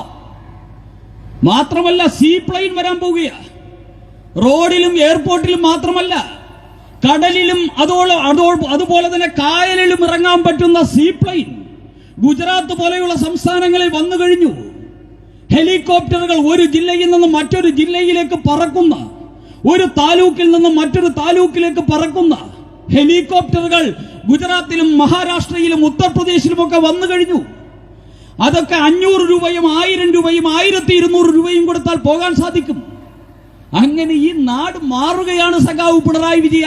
നരേന്ദ്രമോദി ഭരിക്കുന്ന ഈ നാട് മാറുകയാണ്. അങ്ങനെ ഇത്രയും സുലഭമായിട്ട് യാത്ര ചെയ്യാൻ ചെറിയ തുക ചെലവഴിച്ച് ഇത്രയും ഭംഗിയായി മുകളിൽ കൂടി പ്ലെയിനിൽ യാത്ര ചെയ്യാൻ പറ്റുന്ന സാഹചര്യങ്ങൾ ഉണ്ടാകുന്ന ഇന്ത്യയിൽ 10 വർഷത്തിന് ശേഷം നിങ്ങളുടെ 7000 രൂപയുടെ ഈ പീറ ട്രെയിനിൽ, ജപ്പാനിൽ ആക്രിക്കടയിൽ വച്ചിരുന്ന ട്രെയിനിൽ പോകാൻ ആരെങ്കിലും ഉണ്ടാകുമോ ഈ കേരളത്തിൽ? ഉണ്ടാകോ? ഇതൊക്കെ ചിന്തിക്കാൻ വലിയ ബുദ്ധി വേണോ? പിണറായി വിജയൻ പഠിച്ച പിണറായി പാറയിലെയും അതോടൊപ്പം തന്നെ ബ്രണ്ണൻ കോളേജിലെ ഗുണ്ടായുസത്തിനിടയിൽ പഠിച്ചു എന്ന് പറയുന്ന സാധനവും കൊണ്ട് മനസ്സിലാവുന്ന കാര്യമല്ലേ ഇതൊക്കെ? ഇതൊക്കെ മനസ്സിലാവില്ലേ?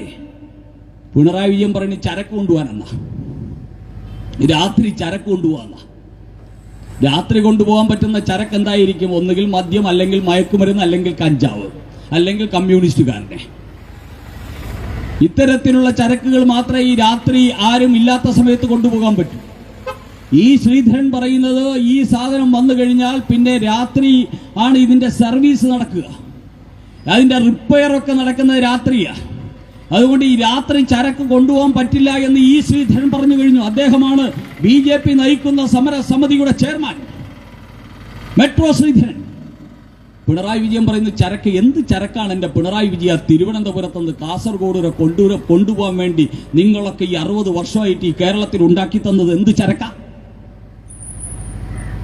കാസർഗോഡ് നിന്ന് തിരുവനന്തപുരത്തേക്ക് ഈ റെയിലിൽ കൊണ്ടുവരാൻ വേണ്ടി 60 വർഷമായിട്ട് കേരളം ഭരിച്ച കമ്മ്യൂണിസ്റ്റുകാരനും കോൺഗ്രസുകാരനും എന്ത് ചരക്കായി ഈ കേരളത്തിൽ ഉണ്ടാക്കിയിട്ടുള്ളത്? അങ്ങ് മദ്രാസിൽ നിന്നും ബാംഗ്ലൂരിലേക്കാണ് ഈ ട്രെയിനെങ്കിൽ വല്ല തമിഴ്നാട്ടുകാരന്റെ അരിയും പച്ചക്കറിയും ഒക്കെ ഈ ട്രെയിനിൽ കയറ്റി തിരുവനന്തപുരത്തും പാലക്കാട്ടും കോഴിക്കോട്ടും ഒക്കെ ഇറക്കാമായിരുന്നു. അങ്ങ് ബാംഗ്ലൂരിൽ നിന്ന് ഇങ്ങോട്ടായിരുന്നു ഈ ട്രെയിനെങ്കിൽ ബാംഗ്ലൂരിൽ ഉൽപ്പാദിപ്പിക്കുന്ന സാധനങ്ങൾ ഈ കേരളത്തിലേക്ക് കൊണ്ടുവരാൻ പറ്റുമായിരുന്നു. ഈ തിരുവനന്തപുരം മുതൽ കാസർഗോഡ് വരെ പിണറായി വിജയൻ ഓടിക്കാൻ പോകുന്ന ഈ സാധനത്തിൽ പീറ കമ്മ്യൂണിസം എന്നുള്ള ചരക്കല്ലാതെ ഈ കേരളത്തിൽ മറ്റെന്തെങ്കിലും ചരക്ക് ഉൽപ്പാദിപ്പിക്കുന്നുണ്ടോ? കൊണ്ടുപോകാനുണ്ടോ? എന്ത് ചരക്കാ നിങ്ങൾ ഇത് കയറ്റിവിടാൻ പോകുന്നത്? അപ്പോൾ അതുകൊണ്ടാണ് നരേന്ദ്രമോദി സർക്കാർ പറഞ്ഞത് റെയിൽ ഫിനാൻഷ്യലി വയബിൾ അല്ല, ടെക്നിക്കലി വയബിൾ അല്ല, പാരിസ്ഥിതിക ആഘാതം ഉണ്ടാക്കും, അതുപോലെ തന്നെ സാമൂഹ്യ ആഘാതം ഉണ്ടാക്കും. സാങ്കേതികമായി ഈ പദ്ധതി നടപ്പാക്കാൻ പറ്റില്ല. സാമ്പത്തികമായി ഈ പദ്ധതി വിജയിക്കില്ല. ഈ പദ്ധതി കാരണം കേരളം രണ്ടായിട്ട് വെട്ടി വിഭജിക്കപ്പെടും. ചൈനീസ് മതിൽ പോലെ, ബെർലിൻ മതിൽ പോലെ ഈ കേരളം ഒരുമാതിരി നീണ്ടുകിടക്കുന്ന കേരളത്തെ രണ്ടായിട്ട് വെട്ടി വിഭജിക്കും. പണ്ട് അടൽ ബിഹാരി വാജ്പേയി കേരളത്തിലൂടെ 6 വരി പാതയുണ്ടാക്കാനായിട്ട് ഒരു പ്രപ്പോസൽ മുമ്പോട്ട് വെച്ചു.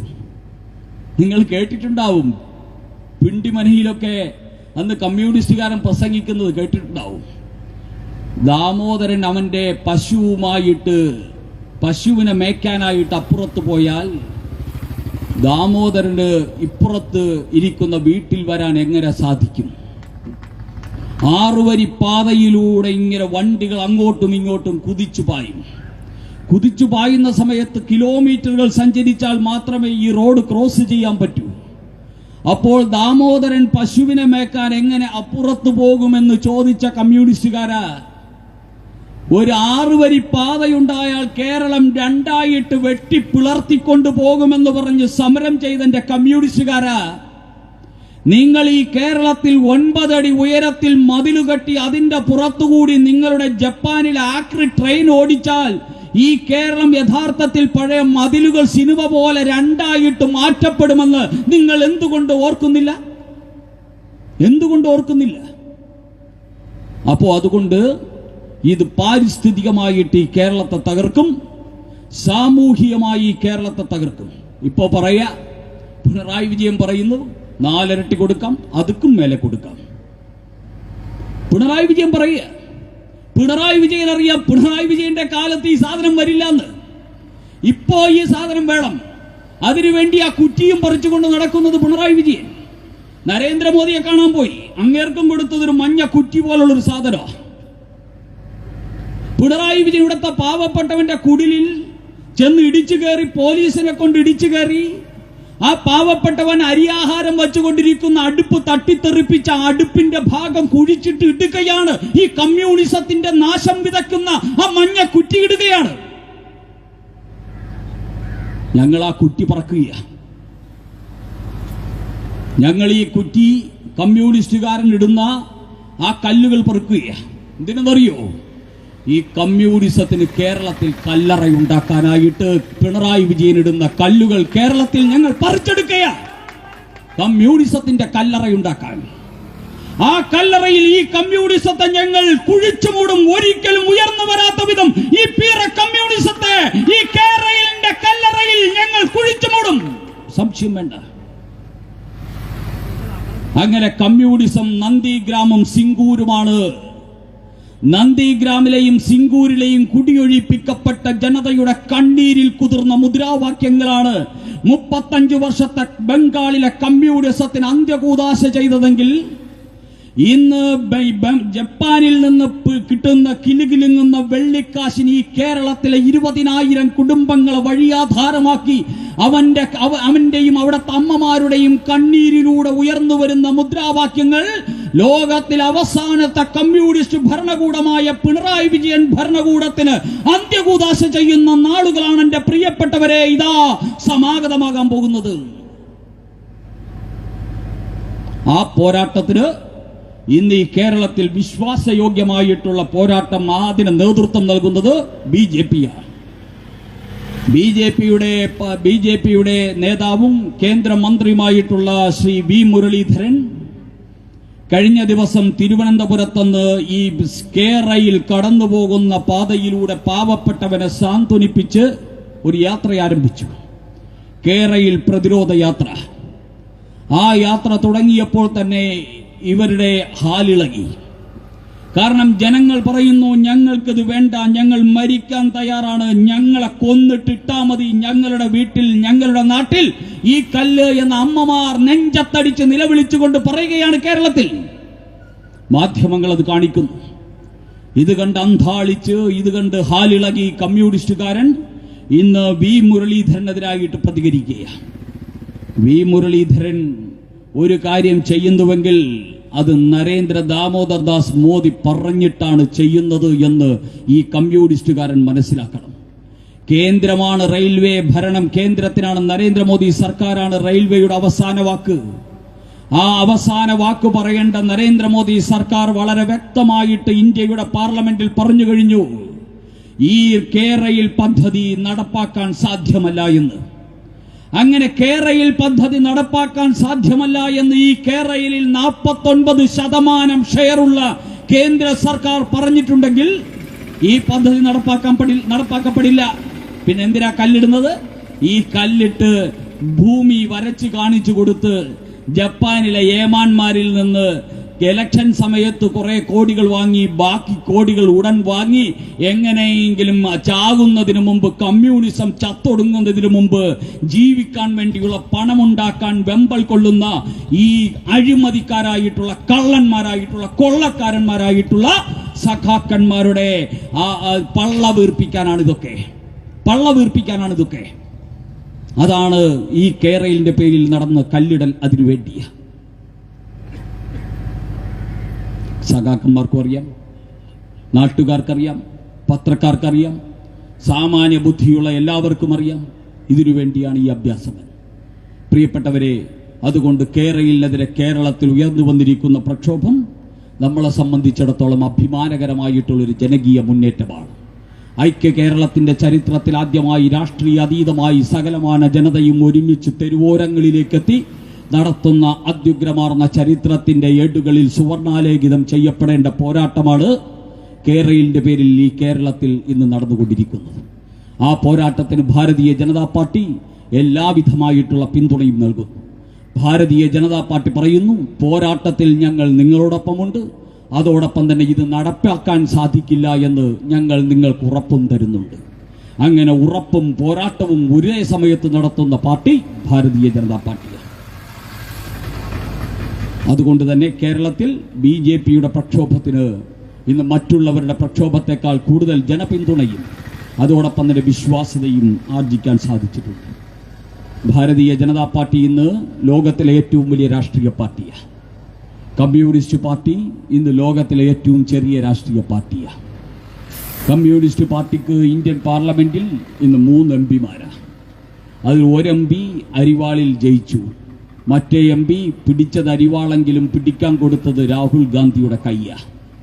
അങ്ങനെ രാഹുൽ ഗാന്ധിയുടെ ഫോട്ടോ വെച്ച് തമിഴ്നാട്ടിൽ നിന്ന് ജയിച്ചു വന്ന പകുതി കോൺഗ്രസ് ആയിട്ടുള്ള 2 MPമാരും കേരളത്തിൽ നിന്ന് ജയിച്ച ഒരു MPയുമാണ് മാർക്സിസ്റ്റ് പാർട്ടിക്കുള്ളത്.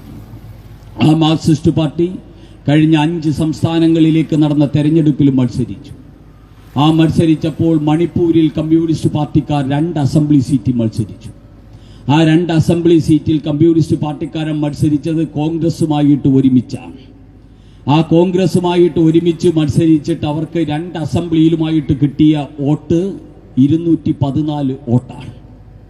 2 അസംബ്ലി സീറ്റിലുമായിട്ട് കോൺഗ്രസുമായിട്ട് ഒരുമിച്ച് മത്സരിച്ച communist party of India Marxist, അങ്ങനെയാണല്ലോ പറയേണ്ടത്, അവർക്ക് കിട്ടിയത് 214 വോട്ടാണ്. ഞാൻ കഴിഞ്ഞ ദിവസം പറഞ്ഞു, യെച്ചൂരി CPMന്റെ ജനറൽ സെക്രട്ടറി ആയിരിക്കുന്നതിനേക്കാൾ നല്ലത് ഈ പാർട്ടി കോൺഗ്രസ്, കണ്ണൂരിലെ പാർട്ടി കോൺഗ്രസ് കഴിയുമ്പോൾ ഈ നോട്ടയിൽ കുത്തുന്നവരുടെ ഒരു സംഘടനയുണ്ടാക്കി അതിന്റെ ജനറൽ സെക്രട്ടറി ആയാൽ CPMനേക്കാൾ വലിയ പാർട്ടിയായിട്ട് നോട്ട പാർട്ടി ഇന്ത്യയിൽ മാറുന്ന സാഹചര്യമുണ്ടാകും. യെച്ചൂരി അത് ചെയ്യുന്നതാണ് നല്ലത് എന്ന് ഞാൻ പറയുകയുണ്ടായി. അത് തന്നെയാണ് കമ്മ്യൂണിസ്റ്റ് പാർട്ടിക്ക് സംഭവിക്കാൻ പോകുന്നത്. ലോകത്ത് അവസാനത്തെ കമ്മ്യൂണിസ്റ്റുകളാണ് കേരളത്തിൽ ജീവിക്കുന്നു എന്ന് പറയുന്ന ഈ കമ്മ്യൂണിസ്റ്റുകൾ. ഈ കമ്മ്യൂണിസ്റ്റുകളെയും ഒടുക്കാൻ, നശിപ്പിക്കാൻ, അവസാനിപ്പിക്കാൻ നമുക്ക് സാധിക്കും. കാരണം നരേന്ദ്രമോദി ഭാരതീയ ജനതാ പാർട്ടി ഇന്ത്യൻ രാഷ്ട്രീയത്തിൽ അസാധ്യമായിട്ടൊന്നുമില്ല എന്ന് തെളിയിച്ച പാർട്ടിയുടെ പേരാണ് ഭാരതീയ ജനതാ പാർട്ടി എന്ന് നമ്മൾ അറിയണം. ഇന്ത്യയിൽ ഭാരതീയ ജനതാ പാർട്ടിയെ ഒരു കാലത്ത് ജനങ്ങൾ മാറ്റി നിർത്തിയിരുന്നു. അന്ന് പറഞ്ഞു, ഭാരതീയ ജനതാ പാർട്ടി എന്ന് പറയുന്നത് സവർണാധിപത്യത്തിന്റെ പാർട്ടിയാണ്. ഭാരതീയ ജനതാ പാർട്ടി അങ്ങ് ഉത്തരേന്ത്യയിലെ പൂണൂലിട്ട ആൾക്കാരുടെ പാർട്ടിയാണ് ഭാരതീയ ജനതാ പാർട്ടി എന്ന് പറഞ്ഞിരുന്നു. പ്രിയപ്പെട്ടവരെ, ഇന്ന് ഭാരതീയ ജനതാ പാർട്ടിയിലാണ് ലോകത്ത് ഇന്ത്യയിൽ ഏറ്റവും കൂടുതൽ പട്ടികജാതി MPമാർ ജയിച്ചു വന്നിരിക്കുന്ന പാർട്ടി ഭാരതീയ ജനതാ പാർട്ടിയാണ്. ഏറ്റവും കൂടുതൽ പട്ടികവർഗ MPമാരും MLAമാരും ജയിച്ചു വന്നിരിക്കുന്ന പാർട്ടി ഭാരതീയ ജനതാ പാർട്ടിയാണ്. അങ്ങനെ ഭാരതീയ ജനതാ പാർട്ടി 62% പിന്നോക്ക ജനവിഭാഗങ്ങൾ, ആദിവാസി ജനവിഭാഗമുള്ള ത്രിപുര ഉൾപ്പെടെയുള്ള സംസ്ഥാനങ്ങൾ ഇന്ന് ഭാരതീയ ജനതാ പാർട്ടിയുടെ ഭരണസാരഥ്യത്തിന് കീഴിലാണ്. അതുകൊണ്ട് ഇന്ന് ഭാരതീയ ജനതാ പാർട്ടിയെ ഇവിടത്തെ വരേണ്യവർഗത്തിന്റെ പാർട്ടി എന്ന് ആർക്കും വിമർശിക്കാൻ സാധ്യമല്ല. ഭാരതീയ ജനതാ പാർട്ടി സർവ്വജനവിഭാഗങ്ങളുടെയും പാർട്ടിയായി ഇന്ത്യയിൽ മാറ്റപ്പെട്ടിരിക്കുന്നു. അത് കഴിഞ്ഞ് എന്താ പറഞ്ഞത്? ഭാരതീയ ജനതാ പാർട്ടി എന്ന് പറയുന്നത് ഹിന്ദു വർഗീയവാദികളുടെ പാർട്ടിയാണ് എന്നാണ് പറഞ്ഞത്. ഇനിയിപ്പോൾ കമ്മ്യൂണിസ്റ്റുകാർക്കും കോൺഗ്രസുകാർക്കും അങ്ങനെയും പറയാൻ വഴിയില്ല. കാരണം മിസോറാം, മേഘാലയ, നാഗാലാൻഡ്, ത്രിപുര, ആസാം, ഗോവ, ഇന്ത്യയിൽ ക്രിസ്ത്യൻ സമൂഹത്തിന് ഭൂരിപക്ഷമുള്ള എല്ലാ സംസ്ഥാനങ്ങളിലും പാറിപ്പറക്കുന്ന കൊടി നരേന്ദ്ര ദാമോദർ ദാസ് മോദിയുടെ താമരയാങ്കിത ഹരിത കാവി പതാക, അതാണ് പാറിപ്പറക്കുന്നത്. അതുകൊണ്ട് ഇനി ഭാരതീയ ജനതാ പാർട്ടിയെ നോക്കി നിങ്ങൾക്ക് ഹിന്ദു വർഗീയവാദികളുടെ പാർട്ടിയാണ് ഭാരതീയ ജനതാ പാർട്ടി എന്ന് പറയാൻ സാധ്യമല്ല. ഉത്തർപ്രദേശിലെ ഫൈസാബാദ് എന്ന് പറയുന്ന മുസ്ലിം ജില്ലയിൽ എല്ലാ MLAമാരും ജയിച്ചിരിക്കുന്നത് താമര ചിഹ്നത്തിലാണ് എന്ന് പറയുമ്പോൾ മുസ്ലിം സമൂഹവും ഭാരതീയ ജനതാ പാർട്ടിക്ക് അനുകൂലമായിട്ട് ചിന്തിക്കുന്നു എന്നതിന്റെ നിദർശനമാണത്. പിന്നെ എന്താ പറഞ്ഞത്? BJP എന്ന് പറഞ്ഞാൽ ഇന്ത്യയെ കാളവണ്ടി അതൊന്നും BJPക്കുള്ളതല്ല എന്ന് പറഞ്ഞു ഇവിടുത്തെ ബുദ്ധി കൊണ്ട് ജീവിക്കുന്ന കുറെ സാധനങ്ങൾ. ആ സാധനങ്ങളോട് ഞങ്ങൾക്ക് പറയാനുള്ളത്, നരേന്ദ്ര ദാമോദർ ദാസ് മോദി 6 വർഷം ഇന്ത്യ ഭരിച്ചു കഴിഞ്ഞപ്പോൾ ഇന്ത്യ ഇന്ന് ലോകത്തിലെ ഏറ്റവും കരുത്തുറ്റ ഭൂമിയായിട്ട് മാറ്റപ്പെട്ടിരിക്കുന്നു എന്നുള്ള ആ ചരിത്ര വസ്തുത നമ്മുടെ മുന്നിലുണ്ട്. ഇന്ത്യ സൈനികമായും സാമ്പത്തികമായും ലോകോത്തരമായിട്ട് മാറിക്കഴിഞ്ഞിരിക്കുന്നു. ഇന്ത്യ 5 ട്രില്യൺ സാമ്പത്തിക ശക്തിയുള്ള ഭൂമിയായി വരുന്ന 2 വർഷത്തിനുള്ളിൽ രൂപാന്തരപ്പെടുകയാണ്. ഇന്ന് ലോകത്തിലെ 6ാമത്തെ സാമ്പത്തിക ശക്തിയായി നമ്മുടെ ഭാരതം മാറ്റപ്പെട്ടിരിക്കുന്നു. ലോകത്തിലെ ഏറ്റവും വലിയ സൈനിക ശക്തിയായി നമ്മുടെ ഇന്ത്യ മാറ്റപ്പെട്ടിരിക്കുന്നു. ലോകത്തിലെ ഏറ്റവും വലിയ ശാസ്ത്ര ശക്തിയായി നമ്മുടെ ഇന്ത്യ മാറ്റപ്പെട്ടിരിക്കുന്നു. അഴിമതി മുക്തമായ ഭൂമിയായി നമ്മുടെ ഇന്ത്യ മാറ്റപ്പെട്ടിരിക്കുന്നു. ഈ നാട്ടിലെ പാവപ്പെട്ട കുടിലുകളിൽ ജീവിക്കുന്ന പാവപ്പെട്ടവനെ ഗ്രാമീണ ജനതയ്ക്ക് ദാരിദ്ര്യം അനുഭവിച്ച് ജീവിച്ച 60 ആണ്ടുകൾ ദാരിദ്ര്യത്തിന്റെ ആ ഭൂമിയിൽ ജീവിച്ച പാവങ്ങൾക്ക് ഇന്ന് പ്രതീക്ഷയുടെയും പ്രത്യാശയുടെയും സ്വപ്നങ്ങളുടേതുമായ പുതിയൊരു ഇന്ത്യ സൃഷ്ടിക്കുവാൻ നരേന്ദ്രമോദി നേതൃത്വം നൽകുന്ന ഇന്ത്യക്ക് സാധിച്ചിരിക്കുന്നു. പാവങ്ങളുടെ വീട്ടിലേക്ക് അവന് നല്ല വീട് വെച്ചു കൊടുക്കാനുള്ള പദ്ധതി എത്തുന്നു. പാവങ്ങളുടെ അടുക്കളയിലേക്ക് പാചകവാതക സിലിണ്ടർ എത്തുന്നു. പാവങ്ങളുടെ കയ്യിലേക്ക് ലോൺ എത്തുന്നു. പാവങ്ങളുടെ കയ്യിലേക്ക് ഇൻഷുറൻസ് എത്തുന്നു. പാവങ്ങളുടെ കരങ്ങളിലേക്ക് കാർഷിക സമ്മാൻ നിധി എത്തുന്നു. പാവങ്ങൾക്ക് ആയുഷ്മാൻ ഭാരത് പദ്ധതി എത്തുന്നു. അങ്ങനെ പാവങ്ങളെ തേടി നരേന്ദ്രമോദിയുടെ പദ്ധതികൾ പാവങ്ങളുടെ മുന്നിലേക്ക് എത്തുന്ന ഒരു പുതിയ ഇന്ത്യ സൃഷ്ടിക്കപ്പെട്ടിരിക്കുന്നു. 1947 ഓഗസ്റ്റ് 15 സൂര്യൻ അസ്തമിക്കാത്ത സാമ്രാജ്യത്വത്തിന്റെ കയ്യിൽ നിന്ന് നാം നേടിയെടുത്ത സ്വാതന്ത്ര്യം സഫലമാകാൻ ഭാരതീയ ജനതാ പാർട്ടി ഇന്ത്യ ഭരിക്കുന്നത് വരെ നമുക്ക് കാത്തിരിക്കേണ്ടി വന്നിരിക്കുന്നു. ഈ രാജ്യത്തിലെ 80 കോടി വരുന്ന ദരിദ്ര ജനവിഭാഗങ്ങൾക്ക് സ്വാതന്ത്ര്യത്തിന്റെ സായൂജ്യം ഉൾക്കൊള്ളാൻ നരേന്ദ്ര ദാമോദർ ദാസ് മോദി ഈ ഇന്ത്യ ഭരിക്കേണ്ട സാഹചര്യം ഉണ്ടായിരിക്കുന്നു. ഈ നാട്ടിലെ പാവങ്ങൾ ഇന്ന് സംതൃപ്തരാണ്. അവർക്ക് ജീവിതത്തിൽ പുതിയ സ്വപ്നങ്ങൾ വന്നിരിക്കുന്നു. അതിന് നേതൃത്വം നൽകിയ BJP. അതുകൊണ്ട് BJP ഇനി കാളവണ്ടി യുഗത്തിലേക്ക് ഇന്ത്യയെ നയിക്കുന്നു എന്ന് പറയാൻ ഈ രാജ്യത്ത് ജീവിച്ചിരിക്കുന്ന ആർക്കും സാധ്യമല്ലാത്ത അവസ്ഥ. അതാണ് നരേന്ദ്രമോദിയുടെ ഭരണത്തിലൂടെ നമുക്ക് കിട്ടിയിരിക്കുന്ന നേട്ടം. പ്രിയപ്പെട്ടവരെ, നമ്മൾ ആ രീതിയിൽ മുന്നേറുമ്പോൾ ഇവിടുത്തെ കമ്മ്യൂണിസ്റ്റുകാരും കോൺഗ്രസുകാരും വിഘടനവാദികളെയും വിധ്വംസകവാദികളെയും രാജ്യദ്രോഹികളെയും കൂട്ടുപിടിച്ചുകൊണ്ട് ഈ രാജ്യത്തെയും അതോടൊപ്പം തന്നെ ഈ രാജ്യത്തിന്റെ സമാധാന അന്തരീക്ഷത്തെയും തകർക്കാൻ ശ്രമിക്കുന്നതാണ് നമ്മൾ കാണുന്നത്. എറണാകുളം ജില്ലയിലെ ഇവിടെ നിന്ന് നമ്മൾ ചിന്തിക്കുമ്പോൾ നമ്മളൊന്ന് മനസ്സിലാക്കണം. ആലുവയിൽ കഴിഞ്ഞ ദിവസം ഇവിടെ ഫയർഫോഴ്സിന്റെ ഉദ്യോഗസ്ഥന്മാർ പോപ്പുലർ ഫ്രണ്ട് ഓഫ് ഇന്ത്യക്ക് അവർക്ക് വേണ്ടിയുള്ള ട്രെയിനിങ് നൽകിയിരിക്കുകയാണ്. ആ പോപ്പുലർ ഫ്രണ്ട് ഓഫ് ഇന്ത്യയുടെ ആൾക്കാരാണ് അഭിമന്യു എന്ന് പറയുന്ന സഖാവിനെ ഇടനെഞ്ചിലേക്ക് കുത്തി ഇറക്കിയത്. പാലക്കാട്ട് സഞ്ജിത്ത് എന്ന് പറയുന്ന RSS പ്രവർത്തകനെ കൊലപ്പെടുത്തിയത് ഈ പോപ്പുലർ ഫ്രണ്ടുകാരാണ്. അതുപോലെ തന്നെ അങ്ങ് ആലപ്പുഴയിൽ നന്ദു എന്ന് പറയുന്ന 17കാരനെ കുത്തി വീഴ്ത്തിയത് ഈ പോപ്പുലർ ഫ്രണ്ടുകാരനാണ്. ആലപ്പുഴയിൽ അഡ്വക്കേറ്റ് രഞ്ജിത്ത് ശ്രീനിവാസൻ എന്ന് പറയുന്ന OBC മോർച്ചയുടെ സംസ്ഥാന സെക്രട്ടറി ഒരു ഉറുമ്പിനെ പോലും നോവിച്ചിട്ടില്ലാത്ത ആ മനുഷ്യനെ കുത്തിക്കീറിയത് ഈ പോപ്പുലർ ഫ്രണ്ടുകാരനാണ്. ആ പോപ്പുലർ ഫ്രണ്ടുകാരൻ ആരാ ട്രെയിനിങ് നൽകുന്നത്? പിണറായി വിജയന്റെ പോലീസ്. പിണറായി വിജയന്റെ പോലീസാണ് പോപ്പുലർ ഫ്രണ്ടുകാരന് ട്രെയിനിങ് നൽകുന്നത്. ഈ പോപ്പുലർ ഫ്രണ്ടുകാരന് ട്രെയിനിങ് ക്യാമ്പുകൾ നടത്താനുള്ള അവസരം ഒരുക്കി കൊടുക്കുന്നത് പിണറായി വിജയന്റെ പോലീസാണ്. പിണറായി വിജയന്റെ പോലീസ് ആസ്ഥാനത്തിരിക്കുന്ന പോലീസുകാരൻ SDPIക്കാർക്ക് RSSകാരുടെ ഡേറ്റ കൊടുക്കുകയാണ്.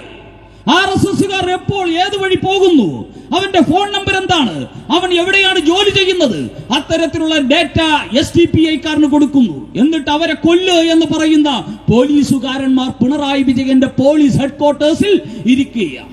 അതൊക്കെ പുറത്തു വന്നിരിക്കുന്നു. കേരളത്തിലെ പോലീസിനകത്ത് പച്ച വെളിച്ചം എന്ന് പറയുന്ന തീവ്രവാദികളുടെ ഗ്രൂപ്പ് പ്രവർത്തിക്കുകയാണ്. ആ രീതിയിൽ കേരളം ഇന്ന് ഭീകരവാദികളുടെ ഒരു കേന്ദ്രമായിട്ട് മാറിയിരിക്കുന്നു. ഈ ഭീകരവാദികളെ സംരക്ഷിച്ചുകൊണ്ട്, ഈ ഭീകരവാദികളെ പാലൂട്ടിക്കൊണ്ട് ഈ കേരളത്തെ മുഴുവൻ തന്നെ അപകടത്തിന്റെ മുൾമുനയിലാണ് ഈ കമ്മ്യൂണിസ്റ്റുകാരും കോൺഗ്രസുകാരും നിർത്തുന്നത്. മദനി എന്ന് പറയുന്ന ഭീകരൻ 1990കളിൽ ബ്ലാക്ക് കാറ്റുകളും പോലീസിന്റെ അകമ്പടിയുമായിട്ട് ആ ഭീകരനായിട്ടുള്ള തീവ്രവാദി ഇവിടെയൊക്കെ നെകളിച്ചു നടന്നത് നമുക്ക് ഓർമ്മയുണ്ട്. ആ ഭീകരവാദിയുടെ കാലിൽ ചെന്ന് സാഷ്ടാംഗം വീഴുന്ന പിണറായി വിജയന്മാരെയും ഉമ്മൻചാണ്ടിയെയുമാണ് അന്ന് നമ്മൾ കണ്ടതെങ്കിൽ ഈ രാജ്യത്ത് ദേശാഭിമാനമുള്ള ഒരു ഭരണകൂടം വന്നപ്പോൾ ആ ഭീകരവാദി ജയിലഴികൾക്കുള്ളിൽ കിടക്കുന്ന സാഹചര്യമുണ്ടായത് ഈ രാജ്യത്തെ ഭീകരവാദികൾക്കും ഭീകരവാദികളെ സംരക്ഷിക്കുന്നവർക്കും ഭാരതീയ ജനതാ പാർട്ടിക്ക് പറയാനുള്ള ഉത്തരമാണ് മദനി എന്ന് പറയുന്ന ഭീകരവാദി ഇന്ന് കിടക്കുന്ന ജയിലഴികൾ എന്ന് ഓർമ്മിപ്പിക്കുക. അതുപോലെ ഈ രാജ്യത്ത് ഭീകരത വളർത്തുന്ന ശക്തികൾക്കെതിരെ പ്രതികരിക്കും. കാരണം ഭീകരതയ്ക്ക് മതമില്ല. ഭീകരത എന്ന് പറയുന്ന മാനവികതയ്ക്കെതിരാണ്, മനുഷ്യ സമാജത്തിനെതിരാണ്, ഈ സമൂഹത്തിന് മുഴുവനെതിരാണ് ഭീകരത. ആ ഭീകരതയെ നശിപ്പിക്കണം. ജമ്മു കാശ്മീരിലെ ഭീകരതയെ നശിപ്പിക്കാൻ നമുക്ക് സാധിച്ചു. ആസാമിലെയും മിസോറാമിലെയും ഭീകരവാദികളെ നശിപ്പിക്കാൻ സാധിച്ചു. അതോടൊപ്പം തന്നെ മാവോയിസ്റ്റ് ഭീകരവാദികളെ നശിപ്പിക്കാൻ സാധിച്ചു. ആ ഭീകരവാദികളെ നശിപ്പിച്ച നരേന്ദ്രമോദിയുടെ സർക്കാർ ഈ കേരളത്തിൽ ഉയർന്നു വരുന്ന ഭീകരവാദികളെയും നശിപ്പിക്കും. എന്തിനെന്നറിയോ? എന്റെയും നിങ്ങളുടെയും കുഞ്ഞുങ്ങളുടെ ഭാവി സുരക്ഷിതമാകാൻ. എന്റെയും നിങ്ങളുടെയും എന്ന് പറഞ്ഞാൽ BJP-ക്കാരുടെയും RSS-കാരുടെയും മാത്രമല്ല. ഇന്ന് ഭീകരവാദികളുടെ കാൽപാദങ്ങളിൽ തൊട്ട് നമസ്കരിക്കുന്ന പിണറായി വിജയന്റെ പാർട്ടിക്കാരുടെ കുഞ്ഞുങ്ങളുണ്ടല്ലോ. ഇന്ന് ഭീകരവാദികളുടെ കാൽപാദം കഴുകി കുടിക്കുന്ന കോൺഗ്രസ് VD സതീശന്മാരുടെ പാർട്ടിക്കാരുടെ കുഞ്ഞുങ്ങളുണ്ടല്ലോ. ഇങ്ങനെയുള്ള കുഞ്ഞുങ്ങൾക്ക് ഇവിടെ ജീവിക്കണ്ടേ? ആ കുഞ്ഞുങ്ങൾ പോകുന്ന സ്കൂളുകളിൽ നാളെ ബോംബ് പൊട്ടില്ല എന്ന് ഉറപ്പുവരുത്തണ്ടേ? ആ കുഞ്ഞുങ്ങൾ പോകുന്ന ട്രെയിനുകളിൽ നാളെ ബോംബ് പൊട്ടില്ല എന്ന് ഉറപ്പുവരുത്തണ്ടേ? ആ കുഞ്ഞുങ്ങൾ പോകുന്ന ബസ് സ്റ്റാൻഡുകളിൽ നാളെ ഭീകരവാദികളുടെ ബോംബ് വീണ് കരിഞ്ഞു പോകില്ല എന്ന് ഉറപ്പുവരുത്തണ്ടേ? ഈ നാട്ടിലെ ഭാവി തലമുറയെ സംരക്ഷിക്കാൻ ഈ നാടിനോട് പ്രതിബദ്ധതയുള്ള ഭാരതീയ ജനതാ പാർട്ടി മുന്നോട്ട് വരികയാണ്. ഭീകരതയെ തകർക്കാൻ ആ ഭീകരതയെയും നമ്മൾ തകർക്കും. ഈ നാട്ടിലൊരു മാറ്റം അനിവാര്യമാണ്. ഈ നാട്ടിലെ മാറ്റം ഭീകരതയിൽ നിന്ന് മുക്തമായ ഒരു കേരളത്തിന്റെ മാറ്റമാണ്. ഈ നാട്ടിന്റെ മാറ്റം വികസനത്തിന്റെ പുതിയ പന്ഥാവ് സൃഷ്ടിക്കുന്ന നരേന്ദ്രമോദിയുടെ വികസന രഥത്തെ സ്വീകരിക്കുന്ന ഒരു പുതിയ കേരളത്തിന് വേണ്ടിയുള്ള മാറ്റമാണ്. ആ മാറ്റത്തിന് കാഹളം ഉയർത്തുവാൻ ഈ നാട്ടിലെ പ്രബുദ്ധമാർന്ന ജനതയ്ക്ക് സാധിക്കട്ടെ എന്ന് മാത്രം ആശംസിച്ചുകൊണ്ട് ഇവിടെ സംഘടിപ്പിച്ച ഈ പരിപാടിക്ക് 1000 അഭിവാദ്യങ്ങളും അഭിനന്ദനങ്ങളും അർപ്പിച്ചുകൊണ്ട് ഈ രാഷ്ട്രീയ വിശദീകരണ യോഗം ഉദ്ഘാടനം ചെയ്തതായി പ്രഖ്യാപിക്കുന്നു. എല്ലാവർക്കും അഭിവാദ്യങ്ങൾ, അഭിനന്ദനങ്ങൾ. ബോലോ ഭാരത് മാതാ കി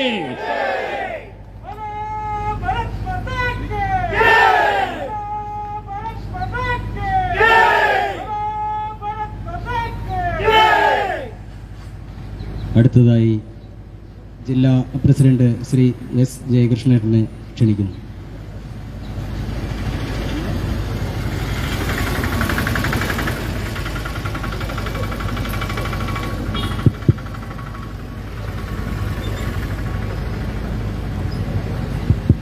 ഇന്നത്തെ ഈ യോഗത്തിൽ അധ്യക്ഷത വഹിച്ചുകൊണ്ടിരിക്കുന്ന ബഹുമാന്യനായ പഞ്ചായത്ത് പ്രസിഡന്റ് ശ്രീമാൻ റജി പുല്ലരി, ഈ യോഗം ഔപചാരികമായി ഉദ്ഘാടനം ചെയ്ത ഭാരതീയ ജനതാ പാർട്ടിയുടെ സംസ്ഥാന സെക്രട്ടറിയും എറണാകുളം ജില്ലയുടെ പ്രഭാരിയുമായ അഡ്വക്കേറ്റ് S. സുരേഷ്, ഈ പരിപാടിയിൽ പങ്കെടുത്തുകൊണ്ടിരിക്കുന്ന ഭാരതീയ ജനതാ പാർട്ടിയുടെ സമുന്നതനായ മണ്ഡലം അധ്യക്ഷൻ ശ്രീമാൻ ജയകുമാർ വെട്ടിക്കാടൻ, ജില്ലാ സെക്രട്ടറി ശ്രീമാൻ E.T. നടരാജൻ, ഈ യോഗത്തിൽ പങ്കെടുത്തുകൊണ്ടിരിക്കുന്ന ജില്ലാ കമ്മിറ്റി അംഗങ്ങളായ KR രഞ്ജിത്ത്, MA സുരേന്ദ്രൻ, ശ്രീമാൻ ന്യൂനപക്ഷ മോർച്ചയുടെ ജില്ലാ സെക്രട്ടറി ശ്രീമാൻ എൽദോസ്, മറ്റ് സമുന്നതരായ നേതാക്കന്മാരായ ഗ്രേസി, സജീവ് മലയങ്കീഴ്, അനിൽ, മണ്ഡലം ജനറൽ സെക്രട്ടറിമാരായ അജി പൂക്കട, വിനോദ്, അനിഷ, ബിജു, മറ്റ് സ്നേഹം നിറഞ്ഞ സഹപ്രവർത്തകരെ, ജനാധിപത്യ വിശ്വാസികളായ നാട്ടുകാരെ, എല്ലാവർക്കും നമസ്കാരം. സ്വയം ദേശീയ പണിമുടക്ക് പ്രഖ്യാപിച്ച് കോടതി ഉത്തരവിൻ പ്രകാരം ഇവിടെ ഓഫീസ് തുറന്നു വച്ചിരുന്ന ഒരു ഉദ്യോഗസ്ഥന്റെ മൂക്കടിച്ച് തകർക്കുകയും അത് തടയാൻ ശ്രമിച്ച പ്രവർത്തകരെ ആക്രമിക്കുകയും ചെയ്തുകൊണ്ട് ഒരു യുദ്ധകാഹളം മുഴക്കിയിരിക്കുകയാണ് കമ്മ്യൂണിസ്റ്റ് പാർട്ടി. സത്യത്തിൽ ഞാൻ ഈ പ്രസംഗം കേട്ടുകൊണ്ടിരിക്കുമ്പോൾ ആലോചിച്ചുകൊണ്ടിരിക്കുകയായിരുന്നു കമ്മ്യൂണിസത്തിന്റെ അവസ്ഥ. ഒരു കാലത്ത് ലോകത്തെമ്പാടും സോഷ്യലിസം, കമ്മ്യൂണിസം, മാർക്സിസം, ലെനിനിസം എന്നൊക്കെ പറഞ്ഞ ആളുകളെല്ലാം വലിയ ആവേശത്തോടുകൂടി കമ്മ്യൂണിസത്തെ പുകഴ്ത്തിപ്പാടിക്കൊണ്ടിരുന്ന കാലമായിരുന്നു. ലോകമെമ്പാടും ലോകത്തിന്റെ മൂന്നിൽ രണ്ട് രാജ്യങ്ങളിൽ കമ്മ്യൂണിസ്റ്റ് വസന്തം എത്തിച്ചേർന്നു എന്നാണെന്ന് പറഞ്ഞിരുന്നു. സോവിയറ്റ് റഷ്യയിൽ നിന്നെല്ലാം മലയാളത്തിലും ഇംഗ്ലീഷിലും ഒക്കെ ആയിട്ട് ധാരാളം ജേർണലുകൾ അച്ചടിച്ച് നമ്മുടെ പാവപ്പെട്ട സ്കൂളുകളിലെ വിദ്യാർത്ഥികൾക്ക്, ജനങ്ങൾക്കൊക്കെ വിതരണം ചെയ്തൊരു കാലമുണ്ടായിരുന്നു. ഇപ്പോ കമ്മ്യൂണിസത്തിന്റെ അവസ്ഥ ലോകമെമ്പാടും ചിന്തിച്ചാൽ ഒരു നൂറ്റാണ്ട് പോലും പൂർത്തീകരിക്കാനാവാതെ ലോകത്ത് കമ്മ്യൂണിസം മരിച്ചു മണ്ണടിഞ്ഞ കാഴ്ചയാണ് നമുക്ക് കാണാൻ സാധിക്കും. കമ്മ്യൂണിസ്റ്റ് വസന്തം എത്തിച്ചേർന്നു എന്ന രാജ്യങ്ങളെല്ലാം തന്നെ ഇന്ന് ഒരു നേരത്തെ ആഹാരം കഴിക്കാനില്ലാതെ മറ്റു രാജ്യങ്ങളോട് കൈ പിച്ചയെടുക്കുന്ന അവസ്ഥയാണ് നിലനിൽക്കുന്നത്. പ്രായോഗികമായി കമ്മ്യൂണിസം ഒരു രാജ്യത്തും വിജയിച്ചില്ല എന്നുള്ളതാണ് ലോകത്ത് കമ്മ്യൂണിസത്തിന്റെ അവസ്ഥ. ഇന്ത്യയിലേക്ക് വരുമ്പോ ഇന്ത്യയുടെ ആദ്യത്തെ പ്രധാനമന്ത്രി പണ്ഡിറ്റ് നെഹ്റു ആയിരുന്നു. ആഫ്റ്റർ നെഹ്റു EMS, നെഹ്റുവിന് ശേഷം ഇന്ത്യ ഭരിക്കാൻ പോകുന്നത് EMS ആണ്, EMSന്റെ പാർട്ടിയാണെന്ന് പറഞ്ഞ വലിയ മുദ്രാവാക്യം ഉണ്ടായിരുന്നു. AK ഗോപാൽ എന്ന് പറയുന്ന കമ്മ്യൂണിസ്റ്റ് നേതാവ് പ്രതിപക്ഷ നേതാവായി വിലസിക്കൊണ്ടിരുന്ന ഒരു കാലഘട്ടമുണ്ടായിരുന്നു. ലോകമെമ്പാടും മരിച്ച് മണ്ണടിഞ്ഞ പോലെ കമ്മ്യൂണിസവും ഇന്ത്യയിൽ മരിച്ചു മണ്ണടിഞ്ഞ കാഴ്ചയാണ് നമുക്ക് കാണാൻ സാധിക്കുന്നത്. മൂന്ന് പതിറ്റാണ്ട് ഭരണം കൈയാളിയിരുന്ന പശ്ചിമ ബംഗാൾ, ത്രിപുര തുടങ്ങിയ സംസ്ഥാനങ്ങളിൽ നിന്നെല്ലാം തുടച്ചു നീക്കപ്പെട്ടു. അവസാനം ഈ കൊച്ചു കേരളത്തിൽ ഒരു കടലിനോട് ചേർന്നുള്ള കൊച്ചു പ്രദേശത്ത് ഇന്ന് കമ്മ്യൂണിസം വന്ന് അടിഞ്ഞു ചേർന്നിരിക്കുകയാണ്. ഒരു ചെറിയ വീശലോടുകൂടി ഒരൊറ്റ കാറ്റിൽ ഈ കമ്മ്യൂണിസം കടലിൽ മുങ്ങിത്താഴുമെന്നുള്ള കാര്യത്തിൽ സംശയമില്ല. അതാണ് കമ്മ്യൂണിസ്റ്റ് പാർട്ടിയുടെ അവസ്ഥ. ആ കമ്മ്യൂണിസ്റ്റ് പാർട്ടിയുടെ വീരന്മാരാണ് ഇവിടെ നിന്നുകൊണ്ട് കഴിഞ്ഞ ദിവസം പ്രസംഗം നടത്തുമ്പോൾ പറഞ്ഞത് BJPക്ക് ഈ കോതമംഗലത്ത് വോട്ട് കുറഞ്ഞു പോയി. ഈ ബഹുമാന്യ സുഹൃത്തെ, അങ്ങയോട് പറയാനുള്ളത്, കഴിഞ്ഞ തെരഞ്ഞെടുപ്പ് നടന്ന 5 മണ്ഡലങ്ങളിൽ 5 സംസ്ഥാനങ്ങളിൽ BJP 4 സംസ്ഥാനങ്ങളിൽ ജയിച്ച സ്ഥലത്ത് ആ സ്ഥലത്തെല്ലാം കിട്ടിയ വോട്ട് കണക്ക് കൂട്ടിയെടുത്താൽ ഈ വാർഡിൽ BJPക്ക് കിട്ടിയ വോട്ട് നിങ്ങളുടെ കയ്യിലില്ല. ഈ വാർഡിൽ ഇന്ത്യയിൽ ആകമാനം എടുത്ത മുഴുവൻ, കേരളം ഒഴിച്ചുള്ള മുഴുവൻ സംസ്ഥാനങ്ങളും കൂടി കണക്കെടുത്ത് കണക്ക് കൂട്ടി വെച്ചാൽ, അതിന്റെ എല്ലാം മൊത്തത്തിലുള്ള കണക്കെടുത്താൽ BJPക്ക് കോതമംഗലം മണ്ഡലത്തിൽ കിട്ടിയ വോട്ടിന്റെ അത്ര ഉണ്ടാവില്ല. ആ പാർട്ടിക്കാരനാണ് BJPക്ക് വോട്ട് എന്ന് പറഞ്ഞുകൊണ്ട് കണ്ണീര് വാർക്കുന്നത്. ഒരു കാര്യം മനസ്സിലാക്കുന്നത് നന്നായിരിക്കും, BJPയുടെ വോട്ടിന്റെ എണ്ണത്തിന്റെ അടിസ്ഥാനത്തിൽ BJPയെ വിലയിരുത്താൻ വേണ്ടി നിങ്ങൾ വരേണ്ട ആവശ്യമില്ല. കഴിഞ്ഞ 50 വർഷക്കാലമായി കേരളത്തിൽ ആകമാനം CPMമായി യുദ്ധം ചെയ്തുകൊണ്ട് വളർന്നു വന്ന പാർട്ടിയാണ്. ആ ചങ്കുറപ്പ് ഒരല്പം പോലും BJPക്ക് കുറഞ്ഞിട്ടില്ല എന്ന് ഈ സമയത്ത് ഓർമ്മിപ്പിക്കാൻ ആഗ്രഹിക്കുന്നു. അല്പം പോലും കുറഞ്ഞിട്ടില്ല. ഏത് തരത്തിലുള്ള സാഹചര്യത്തെ നേരിടാനും തയ്യാറായിക്കൊണ്ടാണ് BJP മുന്നോട്ട് പോയിക്കൊണ്ടിരിക്കുന്നത്. 1980 രൂപപ്പെട്ട പാർട്ടി, നാളെ പാർട്ടിയുടെ സ്ഥാപന ദിനമാണ്. 4 വർഷം കഴിഞ്ഞ് 1984 ആദ്യത്തെ തെരഞ്ഞെടുപ്പ് നേരിടുമ്പോൾ BJPക്ക് 2 സീറ്റേ ജയിക്കാൻ സാധിച്ചു. BJPയുടെ അന്നത്തെ പ്രസിഡന്റ് പോലും തെരഞ്ഞെടുപ്പിൽ തോറ്റുപോയി. അവിടെ നിന്നാണ് ഈ പാർട്ടി വളർന്നു വലുതായത്. ഇന്ത്യയിൽ നിന്ന് ഒറ്റയ്ക്ക് ഭൂരിപക്ഷത്തിൽ ഭരിക്കുന്നുണ്ടെങ്കിൽ ആ 2 എന്ന് പറയുന്ന സംഖ്യയിൽ നിന്ന് ആരംഭിച്ച പാർട്ടിയാണെന്നുള്ളത് നിങ്ങളെ ഓർമ്മിപ്പിക്കാൻ ഞാൻ ആഗ്രഹിക്കുന്നു. വലിയ വായിൽ ഇവിടെ പ്രസംഗം നടത്തി വിലക്കയറ്റത്തെക്കുറിച്ചും നരേന്ദ്രമോദിയുടെ ദുർഭരണത്തെക്കുറിച്ചും ഇന്ധന വർധനവിനെ കുറിച്ചും എന്തൊരു രസകരമായിട്ടാണ് അവതരിപ്പിച്ചത് പാർട്ടി നേതാക്കന്മാർ. ഇന്ത്യയിലെ എല്ലാ സംസ്ഥാനങ്ങളും ഇന്ധന വർധനവിന് തത്തുല്യമായിട്ടുള്ള നിലയിൽ നികുതി കുറച്ചല്ലോ. എന്താ കേരളത്തിലെ ആളുകൾക്ക് ഇതൊന്നും പറ്റില്ല? കേരളത്തിലെ CPM ഭരിക്കുന്ന ഇന്ത്യയിൽ ഏറ്റവും കൂടുതൽ പെട്രോൾ വില വർധനവിനെതിരെ സമരം നടത്തിയ പാർട്ടിയല്ലേ CPM. അവർ പുറത്തു പറഞ്ഞത് 28-29 തീയതികളിൽ നടന്ന സമരം മുഴുവൻ പെട്രോളിന്റെ വില വർധനവിന് വേണ്ടിയിട്ടായിരുന്നു. എന്നാൽ അങ്ങനെയുള്ള പാർട്ടി എന്തുകൊണ്ടാണ് നികുതി കുറയ്ക്കാത്തത്? അപ്പോ ജനങ്ങളുടെ കണ്ണിൽ പൊടിയിടാനുള്ള സമര നാടകങ്ങളുമായിട്ടാണ് ഇവിടെ കടന്നു വന്നുകൊണ്ടിരിക്കുന്നത്. മുഴുവൻ സമര നാടകങ്ങളാണ്. BJP ഇന്ത്യയിൽ ഏറ്റവും പാവപ്പെട്ടവന് വേണ്ടി പ്രവർത്തിക്കുന്ന പാർട്ടിയാണ്. ഇന്ത്യയിൽ ഒരേ ഒരു സർക്കാരെ ഏറ്റവും അടിസ്ഥാന ജനവിഭാഗത്തിന്റെ ക്ഷേമത്തിന് വേണ്ടി പ്രവർത്തിച്ചിട്ടുണ്ട്. ഒരു മനുഷ്യന്റെ അടിസ്ഥാന സൗകര്യങ്ങൾ, ഭക്ഷണം, പാർപ്പിടം, അതുപോലെ തന്നെ മറ്റു സൗകര്യങ്ങൾ ഒക്കെ ഉണ്ടാകണമെന്ന് ആഗ്രഹിച്ചുകൊണ്ട് പ്രവർത്തിച്ച ഒരേ ഒരു പാർട്ടി ഇന്ത്യയിൽ അത് ഭാരതീയ ജനതാ പാർട്ടിയുടെ പാർട്ടിയാണ്. കാരണം ഭാരതീയ ജനതാ പാർട്ടിയുടെ അടിസ്ഥാന നിർദ്ദേശം, അടിസ്ഥാന ആശയം ഏറ്റവും അവസാനത്തെ വരിയിൽ നിൽക്കുന്ന അവസാനത്തെ ആളുടെ ക്ഷേമം ഉറപ്പാക്കണമെന്നാണ്. അതുകൊണ്ടാണ് ആ തത്വചിന്തയേറിയ ഭരണ സംവിധാനം ഉണ്ടായ സമയത്ത് ഈ രാജ്യത്ത് എല്ലാവർക്കും വീടുണ്ടാവണമെന്ന് ആഗ്രഹിച്ചു. ഈ രാജ്യത്ത് ആരും പട്ടിണി കിടക്കാൻ പാടില്ല എന്ന് തീരുമാനിച്ചു. ഈ നാട്ടിൽ ആരും ആരോഗ്യമില്ലാത്തവരുണ്ടാവാൻ പാടില്ല എന്ന് തീരുമാനിച്ചു. ഈ രാജ്യത്ത് എല്ലാവർക്കും ക്ഷേമം ഉണ്ടാവണമെന്ന് ആഗ്രഹിച്ചു. ഈ നാട്ടിൽ പാർശ്വവൽക്കരിക്കപ്പെട്ട ജനവിഭാഗങ്ങൾ, പാവപ്പെട്ടവർ, സ്ത്രീകൾ, കുട്ടികൾ, ദളിത് സമൂഹത്തിൽപ്പെട്ടവർ, അവർക്കെല്ലാം ക്ഷേമം ഉണ്ടാകാനുള്ള പദ്ധതികളാണ് ഭാരതീയ ജനതാ പാർട്ടി ആവിഷ്കരിച്ചത്. സ്ത്രീകളുടെ സുരക്ഷയ്ക്ക് വേണ്ടി, സ്ത്രീകളുടെ നന്മയ്ക്ക് വേണ്ടി. നേരത്തെ ഉദ്ഘാടക പ്രസംഗം പറഞ്ഞതുപോലെ ഇന്ത്യയിൽ അഭിമാനത്തോടു കൂടിയാണ് പറയുന്നത്, ഇന്ത്യയിൽ ഏറ്റവും കൂടുതൽ ദളിത് പിന്നോക്ക വിഭാഗങ്ങളുടെ MP-മാരുള്ള MLA-മാരുള്ള പാർട്ടിയാണിത്. ഈ പാർട്ടി അധികാരത്തിൽ വന്നപ്പോ, ആദ്യത്തെ അടൽ ബിഹാരി വാജ്പേയിയുടെ സർക്കാർ അധികാരത്തിൽ വന്നപ്പോൾ അന്നത്തെ പ്രസിഡന്റിനെ തീരുമാനിക്കേണ്ട സാഹചര്യം ഉണ്ടായപ്പോ ഒരു മുസ്ലിമിനെ പ്രസിഡന്റാക്കി തീരുമാനിച്ചു.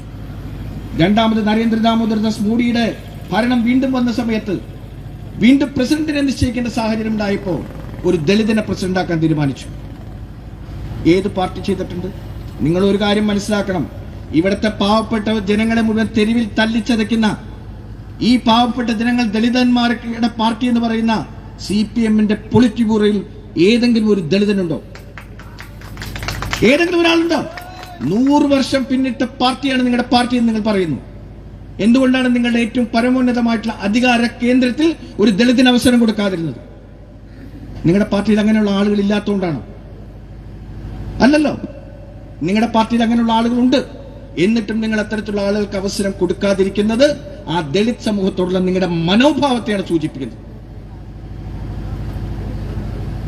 അതുകൊണ്ട് പ്രിയപ്പെട്ട സഖാക്കന്മാരോട് ഞങ്ങൾക്ക് പറയാനുള്ളത് ഒന്ന് മാത്രമാണ്, ഈ രാജ്യം ഭരിക്കുന്നത് നരേന്ദ്ര ദാമോദർദാസ് മോഡിയാണ്. ഏത് തരത്തിലുള്ള വെല്ലുവിളികളെ നേരിടാൻ കരുത്തുള്ള പാർട്ടിയാണ്. അതുകൊണ്ടല്ലേ കാശ്മീരിൽ സമാധാനം ഉണ്ടായത്. 30 വർഷം തെരുവിൽ യുദ്ധം ചെയ്തുകൊണ്ട് ഉടുതുണിക്ക് മറുതുണിയില്ലാതെ ആ രാജ്യം വിട്ടു പോകേണ്ടതാകുന്ന കാശ്മീരി പണ്ഡിറ്റുകളെ മുഴുവൻ പുനരധിവസിപ്പിച്ചില്ലേ? അവിടെ 30 വർഷം പൂട്ടിക്കിടന്ന ക്രിസ്ത്യൻ ദേവാലയം തുറന്നു പ്രവർത്തിപ്പിച്ചില്ലേ? ഇവിടെ പിണറായി വിജയന്റെ ഗവൺമെന്റ് എന്താ ചെയ്തുകൊണ്ടിരിക്കുന്നത്? തീവ്രവാദികൾക്ക് ഒത്താശ ചെയ്തുകൊണ്ടിരിക്കുന്ന, അവർക്ക് സഹായം ചെയ്തു കൊടുത്തുകൊണ്ടിരിക്കുന്ന നിലപാടുകളാണ് പറഞ്ഞത് BJP-കാരനല്ല പറഞ്ഞത്. രാജ്യത്ത് നിന്ന് DGP സ്ഥാനത്തിന്റെ അധികാര കേന്ദ്രത്തിൽ നിന്നുകൊണ്ട് റിട്ടയർ ചെയ്യുന്നതിന്റെ തലേ ദിവസം പത്രക്കാരുടെ മുമ്പിൽ പറഞ്ഞതാണ് DGP ലോക്നാഥ് ബെഹ്റ. ഇത്ര ദിവസം ഇവിടെ അദ്ദേഹം അത്രയും ദിവസം എവിടെയായിരുന്നു? ഇവിടെ ലവ് ജിഹാദ് ഉണ്ട്, തീവ്രവാദ പ്രവർത്തനങ്ങൾ നടക്കുന്നുണ്ട്, ISIS-ന്റെ പ്രവർത്തനം ഈ രാജ്യത്തുണ്ട്, പോലീസുകാരുടെ ഇടയിൽ പ്രവർത്തിക്കുന്ന സ്ലീപ്പർ സെല്ലുകളുണ്ട്, 30,000-ത്തിലധികം വരുന്ന ഇത്തരത്തിലുള്ള പലതരത്തിലുള്ള സ്ലീപ്പർ സെല്ലുകൾ പ്രവർത്തിച്ചുകൊണ്ടിരിക്കുന്നു. ഇതൊക്കെ പറഞ്ഞത് ആരാണ്? അപ്പൊ ഭരണകൂടം സഹായിക്കുന്നിടത്തെല്ലാം ഭീകരവാദം നിലനിൽക്കുന്നു. ഇന്ത്യയിൽ 2 സംസ്ഥാനത്തെ ഭീകരവാദമുള്ളൂ. ഒന്ന് പിണറായി വിജയൻ ഭരിക്കുന്ന CPM ഭരിക്കുന്ന കേരളത്തിലും, മറ്റൊന്ന് തൃണമൂൽ കോൺഗ്രസ് ഭരിക്കുന്ന മമതാ ബാനർജി ഭരിക്കുന്ന പശ്ചിമ ബംഗാളിലും. ഈ 2 സ്ഥലത്തും തീവ്രവാദികൾക്ക് എല്ലാവിധത്തിലുള്ള ഒത്താശയും ചെയ്തു കൊടുക്കുന്നത് പോലീസ് സംവിധാനമാണ്. നേരത്തെ പറഞ്ഞല്ലോ, അവിടെ PFIക്ക് ട്രെയിനിങ് കൊടുത്തുകൊണ്ടിരിക്കുന്നത് നമ്മുടെ ആ അഗ്നിശമന സേന ഉദ്യോഗസ്ഥന്മാരും പോലീസുമാണ്, പോലീസിന്റെ അനുവാദത്തോടുകൂടി. BJP-ക്കാർ സമരം ചെയ്തില്ലായിരുന്നെങ്കിൽ എന്തായിരിക്കും അവസ്ഥ? ഇതെല്ലാം ഈ രാജ്യത്ത് സ്വമേധയാ നടന്നു പോയിക്കൊണ്ടിരിക്കും. ഇത്തരത്തിലുള്ള പ്രവർത്തനങ്ങൾ ഈ രാജ്യത്ത് നടന്നുകൊണ്ടിരിക്കുമ്പോൾ അതിനെതിരായിട്ടുള്ള ശക്തമായിട്ടുള്ള പിണറായി വിജയൻ സർക്കാരിനെതിരായിട്ടുള്ള അതിശക്തമായിട്ടുള്ള ജനരോഷമാണ് ഇവിടെ വന്നുകൊണ്ടിരിക്കുന്നത്. കേരളത്തെ കുറിച്ചെല്ലാം വളരെ വ്യക്തമായി ഇവിടെ വിശദീകരിച്ചു കഴിഞ്ഞിരിക്കുന്നു. അങ്ങനെയുള്ള കമ്മ്യൂണിസ്റ്റ് പാർട്ടി സമരം നിങ്ങൾ നടത്തിക്കോ, ഞങ്ങൾക്ക് വിരോധമൊന്നുമില്ല. സമരം നടത്തോ, സമരാഭാസം നടത്തോ, എന്തുകൊണ്ടെങ്കിൽ നിങ്ങൾക്ക് ചെയ്യാനുള്ള സ്വാതന്ത്ര്യം നിങ്ങൾക്കുണ്ട്. കേരളത്തിലെ അഖിലേന്ത്യാ സമരം എന്ന് പറഞ്ഞാൽ, ആഗോള സമരം എന്ന് പറഞ്ഞാൽ കേരളത്തിലെ ഇട്ടാവട്ടത്ത് മാത്രം ലുലുമാൾ ഒഴിവാക്കിയിട്ടുള്ള സമരമൊക്കെ നിങ്ങൾ നടത്തിക്കും, ഒരു വിരോധമില്ല, ഞങ്ങൾക്ക് ആർക്കും വിരോധമില്ല. പക്ഷേ BJP-കാരൻ്റെ നെഞ്ചത്ത് കയറാനാണ് തീരുമാനം എന്നുണ്ടെങ്കിൽ അത് അതിശക്തമായിട്ടുള്ള ഭാഷയിൽ പ്രതികരിക്കും എന്ന് മാത്രം പറഞ്ഞുകൊണ്ട് ഞാൻ വാക്കുകൾ അവസാനിപ്പിക്കുന്നു. നന്ദി, നമസ്കാരം.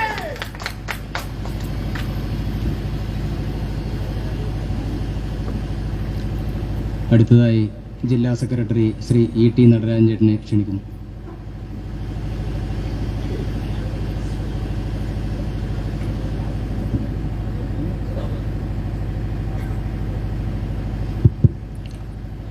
ബഹുമാനായ ഈ യോഗത്തിൻ്റെ അധ്യക്ഷൻ, പാർട്ടിയുടെ ജില്ലയുടെ അധ്യക്ഷൻ ശ്രീ ജയേഷ്ണൻജി, സംസ്ഥാന സെക്രട്ടറിയും എറണാകുളം ജില്ലയുടെ പ്രഭാരിയുമായ ശ്രീ സുരേഷ് ജി, മറ്റ് വേദിയിലും സദസ്സിലുമായിരിക്കുന്ന പ്രിയപ്പെട്ട സഹപ്രവർത്തകരെ, നമസ്കാരം. വളരെ അസാധാരണമായ ഒരു നിമിഷത്തിലാണ് ഈ തരത്തിലൊരു യോഗം ഇന്ന് നാം ചേരുവാനുണ്ടായ സാഹചര്യം ഇവിടെ ഉണ്ടായിട്ടുള്ളത്. ഈ കോതമംഗലത്തിന്റെ ചരിത്രത്തിൽ ഈ തരത്തിൽ ഹർത്താലുകൾ നടത്തി പണിക്കുമുടക്കുകൾ പ്രഖ്യാപിച്ച് ആ പണിമുടക്കിന്റെ പേരിൽ സർക്കാർ ഉദ്യോഗസ്ഥരുടെ ജോലി തടഞ്ഞ് അവരെ ദേഹോദ്രവമേൽപ്പിച്ച് ആ തരത്തിൽ പ്രതികരിച്ച ഒരു കാലഘട്ടവും കോതമംഗലത്തിന്റെ ചരിത്രത്തിൽ ഉണ്ടായിട്ടില്ല. പക്ഷെ അതിനെല്ലാം ഘടകവിരുദ്ധമായി 28-ാം തീയതി കമ്മ്യൂണിസ്റ്റ് മാർക്സിസ്റ്റ് പാർട്ടി ആഹ്വാനം ചെയ്ത അഖിലേന്ത്യാ പണിമുടക്കിന്റെ ഭാഗമായി പിണ്ടിമറയിൽ ഒരുപറ്റം ഗുണ്ടകൾ ചേർന്ന് നടത്തിയ ആ തേരോട്ടം ഇല്ലെങ്കിൽ ആ അക്രമ സംഭവങ്ങളെ അപലപിക്കുക എന്നുള്ളതാണ് ഇന്നത്തെ യോഗം കൊണ്ട് നാം ഉദ്ദേശിച്ചത്. ഇതിനു മുമ്പ് അന്നേ ദിവസം തന്നെ നാം ഒരു പ്രതിഷേധ പ്രകടനം നടത്തി. അതിനുശേഷം ആ പ്രതിഷേധ പ്രകടനത്തിൽ നമുക്ക് പറയാനുള്ളത് വളരെ ഭംഗിയായി ഈ നാട്ടിലെ ജനങ്ങൾക്കൊക്കെ ഭാരതീയ ജനതാ പാർട്ടി വളരെ വ്യക്തമായും ശക്തമായും പറഞ്ഞിരുന്നു. ഇവിടെ നമുക്കറിയാം, കമ്മ്യൂണിസ്റ്റ് മാർക്സിസ്റ്റ് പാർട്ടിയുടെ പിണയാളുകൾ ഈ സെക്രട്ടറി പഞ്ചായത്ത് ഓഫീസ് തുറന്ന് പ്രവർത്തിപ്പിക്കുമെന്നുള്ള ഉത്തമ ബോധ്യമുള്ള ഇവിടുത്തെ കമ്മ്യൂണിസ്റ്റ് മാർക്സിസ്റ്റ് പാർട്ടിയുടെ ഉദ്യോഗസ്ഥരായിട്ടുള്ള ആളുകൾ തന്നെ പഞ്ചായത്ത് ഓഫീസിലെ CC ക്യാമറ ഓഫ് ചെയ്തുകൊണ്ട് അക്രമം നടത്താനുള്ള അവസരമുണ്ടാക്കി കൊടുത്തതിന്റെ ഭാഗമായിട്ടാണ് ആ സെക്രട്ടറിക്ക് അതിക്രൂരമായ തരത്തിൽ മർദ്ദനമേൽക്കേണ്ട സാഹചര്യം ഇവിടെ ഉണ്ടായത്. ഇത് നമുക്കെല്ലാവർക്കും അറിയാം. അന്നേ ദിവസം, അതിന്റെ തലേ ദിവസം കൃത്യമായി CC ക്യാമറ ഓഫ് ചെയ്യണമെങ്കിൽ അത് വളരെ ആസൂത്രിതമായി ഗൂഢാലോചനയുടെ ഫലമായി അല്ല എന്ന് പറയാൻ സാധിക്കുമോ? അതുകൊണ്ടാണ് ഭാരതീയ ജനതാ പാർട്ടി പഞ്ചായത്ത് ഓഫീസിലേക്ക് ആ തരത്തിൽ ക്യാമറ ഓഫ് ചെയ്യുവാനായി ശ്രമിച്ച വ്യക്തികളെ കണ്ടെത്തി നിയമം അനുശാസിക്കുന്ന ശിക്ഷ വാങ്ങി കൊടുക്കണമെന്ന് ആവശ്യപ്പെട്ടുകൊണ്ട് പഞ്ചായത്ത് ഓഫീസിന് മുന്നിലേക്ക് പിക്കറ്റിംഗ് നടത്തിയത്. ഇവിടെ നമുക്കെല്ലാം അറിയാം, ബിജു P. നായർ എന്ന് പറയുന്ന കമ്മ്യൂണിസ്റ്റ് മാർക്സിസ്റ്റ് പാർട്ടിയുടെ ലോക്കൽ കമ്മിറ്റി സെക്രട്ടറിയും ഏരിയ കമ്മിറ്റി അംഗവുമായിട്ടുള്ള ബിജു P. നായർ, അദ്ദേഹത്തിന്റെ ഭാഷകൾ ഈ നാട്ടിൽ ഇപ്പോ സുലഭമായി വാട്സപ്പിലൂടെ നടക്കുന്നുണ്ട്. ആ വ്യക്തിയെ കുറിച്ച് ഈ നാട്ടിലുള്ള ആളുകളുടെ അഭിപ്രായം നമുക്കറിയാം. പക്കാ ക്രിമിനൽ, ഒരു ഗുണ്ടാ തലവൻ, ഈ നാട്ടിലെ കള്ളുകുടിയന്മാരുടെയും കഞ്ചാവ് വലിക്കാരുടെയും മയക്കുമരുന്ന് ഉപയോക്താക്കളുടെയും അവരുടെ സപ്പോർട്ടോട് കൂടിയിട്ട് അവരുടെ കയ്യൂക്കിന്റെയും അവരുടെ പിൻബലത്തിന്റെയും പേരിൽ ഈ നാട്ടിലെ ജനങ്ങളെ ഭയപ്പെടുത്തി കൊണ്ടു നടക്കുന്ന ഒരു ഗുണ്ടാ നേതാവ് ഈ ബിജു എന്ന് പറയുന്ന വ്യക്തി. നമുക്കെല്ലാവർക്കും വ്യക്തമായി അറിയാം. ആ വ്യക്തി ഇവിടെ കാട്ടിക്കൂട്ടിയ ആ തെമ്മാടിത്തത്തിന് ആ പാവം പഞ്ചായത്ത് സെക്രട്ടറിയാണ് അനുഭവിക്കേണ്ടി വന്നത്. അദ്ദേഹത്തിന് അതിദാരുണമാം വിധം നമുക്കെല്ലാവർക്കും അറിയാം. മനോജ് എന്ന് പറയുന്ന തൃപ്പൂണിത്തറയിലെ പുതിയ കാവിൽ താമസിക്കുന്ന ആ മനോജ് എന്ന് പറയുന്ന വ്യക്തിയെ അതിദാരുണമാം വിധം അക്രമാസക്തമായ ഒരു കൂട്ടം ആളുകൾ ഓടിച്ചെന്ന് ഈ ബിജുവിന്റെ നേതൃത്വത്തിൽ അതിക്രൂരമായി മർദ്ദിച്ച് അവശനാക്കി. നമ്മളെല്ലാം കണ്ടു അദ്ദേഹം പറയുന്ന സ്റ്റേറ്റ്മെന്റ്, നമ്മളെല്ലാം TV ദൃശ്യങ്ങളിലൂടെ നമ്മൾ കേട്ടു.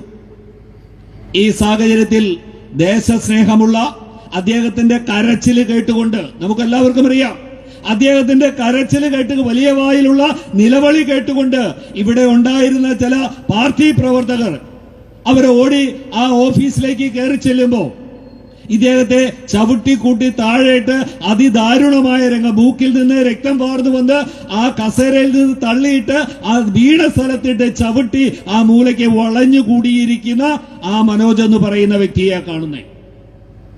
ആ വ്യക്തിയെ കാണുന്നത് അങ്ങനെയാ. നമ്മുടെ പാർട്ടി പ്രവർത്തകര് നിലവിളി കെട്ട് ഓടി ആ ഓഫീസ് ഹാളിലേക്ക് കയറി ചെല്ലുമ്പോ ഒരു മൂലയിൽ ആ ഓഫീസിന്റെ കസേരയെല്ലാം മറിഞ്ഞു കിടക്കുന്നു. മൂക്കിലൂടെയും വായിലൂടെയും രക്തമൊലിപ്പിച്ച് ഒരു മൂലയിൽ വളഞ്ഞുകൂടി നിവരാൻ പോലും ശേഷിയില്ലാതെ വളഞ്ഞുകൂടിയിരിക്കുന്ന ശ്രീ മനോജ് എന്ന് പറയുന്ന ആ ഉദ്യോഗസ്ഥനെ കാണുന്നത്. അവിടെ എന്താ സംഭവിച്ചത് നമുക്കെല്ലാവർക്കും അറിയാം. മൂന്ന് പോലീസുകാർ എവിടെ ഡ്യൂട്ടിയിലുണ്ടായിരുന്നു. 3 പോലീസുകാർ ഡ്യൂട്ടി അവിടെ നോക്കുന്ന സമയം ഈ അക്രമികൾ വരുന്ന സാഹചര്യം അറിഞ്ഞ് കൃത്യമായി ഇവരുടെ തിട്ടൂരമനുസരിച്ച്, കമ്മ്യൂണിസ്റ്റ് മാർക്സിസ്റ്റ് പാർട്ടിയുടെ തിട്ടൂരമനുസരിച്ച് ആ പോലീസുകാരിൽ 2 പേര് ഭക്ഷണം കഴിക്കാനെന്നുള്ള വ്യാജന അവിടുന്ന് മാറിപ്പോകുന്ന സാഹചര്യമുണ്ട്. അപ്പോ കമ്മ്യൂണിസ്റ്റ് മാർക്സിസ്റ്റ് പാർട്ടിയുടെ ഈ ഗുണ്ടകൾ തിരിച്ചു വരുമ്പോ ആ പഞ്ചായത്ത് ഓഫീസിന്റെ മുന്നിൽ ഉണ്ടായിരുന്നത് ഒരേ ഒരു പോലീസുകാരൻ. ഈ മനോജ് എന്ന് പറയുന്ന അദ്ദേഹത്തെ മർദ്ദിക്കുന്നു കാണുന്നു. പോലീസ് ഓടിച്ചെല്ലുന്നു, അദ്ദേഹത്തിന്റെ കൈ പിടിച്ചു തിരിക്കുന്നു, അദ്ദേഹത്തിനെ അടിക്കുന്നു. ഒന്ന് ആലോചിച്ച് നോക്കുക. ഈ നാട്ടിലെ നീതിയും നിയമവും നടപ്പിലാക്കേണ്ട പിണറായി വിജയന്റെ പോലീസുകാർക്ക് കമ്മ്യൂണിസ്റ്റ് ഗുണ്ടകളുടെ മർദ്ദനമേൽക്കുന്ന സാഹചര്യമൊന്നും ഒറ്റ കാര്യത്തിൽ നമുക്ക് ആശ്വസിക്കാം. കാരണം എന്താ, ഈ സംഭവങ്ങളൊക്കെ ഉണ്ടായി, പോലീസിന്റെ ഉന്നത ഉദ്യോഗസ്ഥർ അറിയുന്നു, DSP അടക്കമുള്ളവർ ഇവിടെ പിണ്ടിമനയിൽ എത്തിച്ചേരുന്നു. ആ സമയത്ത് ബിജു പി നായർ ഞാനാണ് ഇവിടുത്തെ ഗുണ്ടാ നേതാവ് എന്ന് പറഞ്ഞ് മസല് പിടിച്ച് സഹാക്കളുടെ നടുക്ക് ഇങ്ങനെ ഞെളിഞ്ഞു നിൽക്കുക നമ്മളെല്ലാം കണ്ടു. കോതമംഗലത്ത് പോലീസുകാർക്ക് ശൗര്യമുണ്ട് എന്ന് നമുക്ക് മനസ്സിലായി. CI ബേസിലിന്റെ നേതൃത്വത്തിലുള്ള അവരുടെ കുത്തിരി പിടിച്ച് വലിച്ച് ആ ജീപ്പില് കയറ്റിയിട്ടുകൊണ്ട് പോകുന്ന സീൻ നമുക്ക് കാണാൻ പറ്റി. ഞങ്ങൾക്ക് പോലീസുകാരോട് പറയാനുള്ളത് ഒന്നേ ഉള്ളൂ. കമ്മ്യൂണിസ്റ്റ് മാർക്സിസ്റ്റ് പാർട്ടി കേരളം ഭരിക്കുന്ന സമയത്ത് 60% നീതിയും കമ്മ്യൂണിസ്റ്റ് മാർക്സിസ്റ്റുകാർക്കും ബാക്കി 40% നീതി മറ്റുള്ള പൊതുജനങ്ങൾക്കും കൊടുക്കുന്ന ഒരു സ്വഭാവമുണ്ട്. കമ്മ്യൂണിസ്റ്റുകാരുടെ തിട്ടൂരമനുസരിച്ച് ഭരണം നടത്തുന്ന, നിയമം നടത്തുന്ന ഒരു സാഹചര്യമുണ്ട്. ആ സാഹചര്യത്തിൽ ഈ തരത്തിലുള്ള ചുണക്കുട്ടന്മാർ ഉണ്ടായി വരുന്നത് അഭിമാനകരമായ കാര്യം തന്നെയാണ്. അപ്പൊ ഞങ്ങൾക്ക് പറയാനുള്ളത്, ഇവിടെ പോലീസ് ഡിപ്പാർട്ട്മെന്റ് കാണിച്ച ആ ധീരമായ നടപടിക്കൊപ്പം തന്നെ ഇതിൽ പങ്കാളികളായിട്ടുള്ള നിരവധി 15ഓളം ക്രിമിനലുകളുണ്ട്. 1-2 പേരല്ല, 15ഓളം പേര് ചേർന്നിട്ടാണ് ആ ഓഫീസ് അടിച്ചു പൊളിച്ച് ആ പാവം മനോജ് എന്ന് പറയുന്ന ഉദ്യോഗസ്ഥനെ മർദ്ദിച്ചതും അതിനൊപ്പം അയാളുടെ നിലവിളി കേട്ട് അയാളെ സഹായിക്കാനായി ഓടിച്ചെന്ന പാർട്ടി പ്രവർത്തകരെ മർദ്ദിച്ച ഏതാണ്ട് 15ഓളം ഗുണ്ടകള് ഇപ്പോഴും ഇതിലെ വിലസി നടക്കുകയാണ്. പോലീസ് അവരെ നിയമപരമായി കൈകാര്യം ചെയ്യുന്നില്ലെങ്കിൽ, നിയമത്തിന്റെ മുന്നിലേക്ക് കൊണ്ടുവരുന്നില്ലെങ്കിൽ, ഭാരതീയ ജനതാ പാർട്ടിയിലും ചുണക്കുട്ടന്മാർ ഈ പിണ്ടിമനയിലുണ്ട്. അവര് തിരിച്ചറിഞ്ഞ് വേണ്ട ശിക്ഷാ നടപടികൾ വിധിക്കുന്ന സാഹചര്യമുണ്ടാകും. അങ്ങനെ ഉണ്ടായാൽ ഈ ഗ്രാമത്തിന്റെ സമാധാന അന്തരീക്ഷം നഷ്ടപ്പെടുന്ന സാഹചര്യമുണ്ടാകും. ആ ഒരു സാഹചര്യത്തിലേക്ക് ഭാരതീയ ജനതാ പാർട്ടിയുടെ പ്രവർത്തകരെ തള്ളിവിടരുത് എന്നാണ് ഇവിടുത്തെ പോലീസ് ഡിപ്പാർട്ട്മെന്റിനോട് ഭാരതീയ ജനതാ പാർട്ടിക്ക് പറയാനുള്ളത്. പിന്നെ കഴിഞ്ഞ ദിവസം ഇവിടെ നടന്ന രാഷ്ട്രീയ വിശദീകരണ യോഗം കമ്മ്യൂണിസ്റ്റ് മാർക്സിസ്റ്റ് പാർട്ടിയുടെ നേതാക്കൾ വന്ന് പ്രസംഗിച്ചു. ഇവിടെ ജില്ലാ അധ്യക്ഷൻ അതിന് വളരെ വ്യക്തമായ മറുപടി പറഞ്ഞു. എനിക്ക് പറയാനുള്ളത്, ഈ ഒരു തെരഞ്ഞെടുപ്പിന് മുൻപ് ലോകസഭയിലേക്ക് ഒരു തെരഞ്ഞെടുപ്പ് നടന്നു. ആ ലോകസഭയിലേക്ക് തെരഞ്ഞെടുപ്പ് നടന്നപ്പോ അതിന് മുന്നിലത്തെ തെരഞ്ഞെടുപ്പിൽ ജോയിസ് ജോർജ് ജയിച്ചു പോയത് കമ്മ്യൂണിസ്റ്റ് മാർക്സിസ്റ്റ് പാർട്ടിയുടെ സ്ഥാനാർത്ഥിയായി ഈ ഇടുക്കി പാർലമെന്റ് മണ്ഡലത്തിൽ മത്സരിച്ച ജോയിസ് ജോർജ് മത്സരിച്ച് ജയിച്ചത് 40,000 വോട്ടിന്റെ ഭൂരിപക്ഷത്തിലാണ്. 40,000-ഓളം വോട്ടിന്റെ ഭൂരിപക്ഷത്തിലാണ്. ഈ പ്രാവശ്യം ഡീൻ കുര്യാക്കോസ് എന്ന് പറയുന്ന ഇപ്പോ കോൺഗ്രസിന്റെ സ്ഥാനാർത്ഥിയായി ഇവിടുന്ന് ജയിച്ച MP 1.25 ലക്ഷം വോട്ടിന്റെ ഭൂരിപക്ഷത്തിൽ ജയിച്ചു. എവിടെയാ സഹാക്കളെ നിങ്ങൾക്കുണ്ടായിരുന്ന വോട്ട്? അത് നിങ്ങൾ എന്ത് വിലയ്ക്കാ കൊടുത്തത് എന്ന് പറഞ്ഞതിന് ശേഷം BJPയുടെ അക്കൗണ്ടിനെ കുറിച്ച് അന്വേഷിക്കാൻ വന്നാൽ മതി. സ്വന്തം കണ്ണിലെ കരട് എടുത്ത് കളഞ്ഞിട്ട് ആ വോട്ട് വിറ്റ് കാശ് മേടിച്ച ആളുകളൊക്കെ ആരാണെന്നറിയാം. അങ്ങനെ വോട്ട് വിറ്റ് കാശ് മേടിച്ച ആളുകളെ നിങ്ങൾ തന്നെ മുൻ MLA അടക്കം പെരുമ്പാവൂരിന്റെ മണ്ണിൽ പാർട്ടിയുടെ സ്ഥാനങ്ങളിൽ നിന്നെല്ലാം ഒഴിവാക്കി മാറ്റി നിർത്തിയിട്ടില്ലേ? വോട്ട് വിറ്റ പാരമ്പര്യമൊന്നും BJPക്കില്ല. വോട്ടിൽ ക്ഷീണം പറ്റാറുണ്ട്. അത് വിൽക്കുന്നത് കൊണ്ടല്ല. അപ്പൊ അത് നിങ്ങൾക്ക് മനസ്സിലായില്ലെങ്കിൽ മനസ്സിലാക്കി തരുന്ന കണക്കുകൾ ഈ കേരളത്തിന്റെ മണ്ണിൽ വേണ്ട ഈ കോതമംഗലത്തിന്റെ മണ്ണിൽ നിരത്തിയാൽ നാണം കെട്ട് തലയിൽ മുണ്ടിട്ടുകൊണ്ട് ഈ പ്രസംഗിച്ച നേതാക്കളൊക്കെ തിരികെ വീട്ടിൽ പോകേണ്ട സാഹചര്യമുണ്ട്. അതുകൊണ്ട് കൂടുതൽ ചരിത്രമൊന്നും കമ്മ്യൂണിസ്റ്റുകാര് ഇവിടെ ഞങ്ങളെ കൊണ്ട് പറയിപ്പിക്കരുത്. അതുകൊണ്ട് ഞങ്ങൾക്ക് ഒന്നേ പറയാനുള്ളൂ, ഈ കമ്മ്യൂണിസ്റ്റുകാരുടെ അഴിഞ്ഞാട്ടം, കഞ്ചാവും മയക്കുമരുന്നും മദ്യവും കൊടുത്ത് ഈ നാട്ടിലെ ചെറുപ്പക്കാരെ ഈ തമ്മിത്തല്ലിനും ലഹളയ്ക്കും ഇറക്കി വിടുന്ന ഈ സ്വഭാവം ബിജു പി നായരുടെ നേതൃത്വത്തിൽ നടക്കുന്ന ഈ സ്വഭാവം അനുവദിച്ചു കൊടുക്കുവാൻ ഞങ്ങൾക്ക് സാധിക്കില്ല.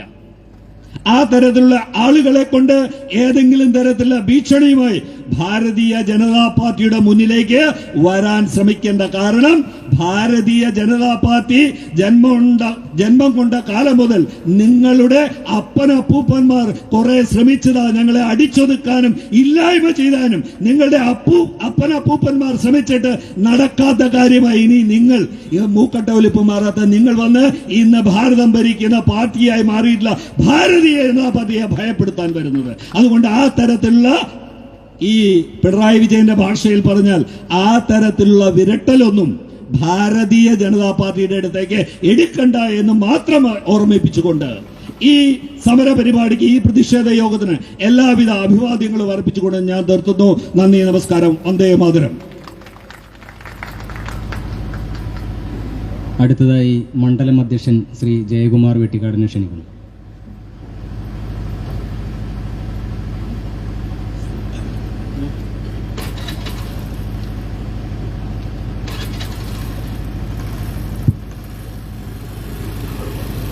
നമ്മുടെ യോഗം സമയം അതിക്രമിച്ചിട്ടുണ്ട്. 1-2 കാര്യങ്ങൾ മാത്രം സൂചിപ്പിച്ചുകൊണ്ട് അവസാനിപ്പിക്കാം. ഇന്ന് യോഗത്തിന്റെ അധ്യക്ഷത വഹിക്കുന്ന പിണ്ടിമന പഞ്ചായത്ത് സമിതിയുടെ ബഹുമാന്യനായിട്ടുള്ള അധ്യക്ഷൻ ശ്രീ റെജി പുലരി, യോഗം ഉദ്ഘാടനം ചെയ്തിട്ടുള്ള ഇവിടെ എത്തിച്ചേർന്ന പ്രിയപ്പെട്ട സംസ്ഥാന സെക്രട്ടറി ബഹുമാന്യനായിട്ടുള്ള സുരേഷ് ഏട്ടൻ, ഇന്ന് ഈ യോഗത്തിൽ എത്തിച്ചേർന്നിട്ടുള്ള പാർട്ടിയുടെ ജില്ലാ അധ്യക്ഷൻ ശ്രീ S ജയകൃഷ്ണൻ അവർ, വേദിയിലും സദസ്സിലും ഇരിക്കുന്ന പ്രിയങ്കരായിട്ടുള്ള നേതാക്കന്മാരെ, പാർട്ടി പ്രവർത്തകരെ, എല്ലാവർക്കും നമസ്കാരം. ഇവിടെ മലയാള ഭാഷ കൊണ്ട് അമ്മാനമാടുന്ന പ്രിയപ്പെട്ട സുരേഷ് ഏട്ടൻ ഒരു പ്രസംഗിച്ച വേദിയിൽ മറ്റൊന്നും ഇനി കൂടുതൽ പറയാനില്ല. എങ്കിൽ കൂടിയും ഈ പിണ്ടിമനയുടെ പ്രാദേശികമായ 1-2 കാര്യങ്ങൾ സൂചിപ്പിക്കാനായിട്ട് ഞാൻ ഈ അവസരം വിനിയോഗിക്കുകയാണ്. ഞാൻ സൂചിപ്പിക്കാൻ ആഗ്രഹിക്കുന്ന കാര്യം, ഒന്ന്, ഇവിടെ സ്വാഗത പ്രസംഗികനും അതോടൊപ്പം തന്നെ അധ്യക്ഷ ഭാഷണം നടത്തിയ പ്രിയപ്പെട്ട റെജി പുലരിയും പറഞ്ഞൊരു കാര്യമുണ്ട്, ചൂണ്ടിക്കാണിച്ചൊരു കാര്യമുണ്ട്. വളരെ ഗൗരവമേറിയൊരു കാര്യമാണ്. ഇന്നലെ ഇതേ വേദിയിൽ ഇതേ സ്ഥലത്ത് CPMന്റെ ഒരു സമ്മേളനം നടന്നിരുന്നു.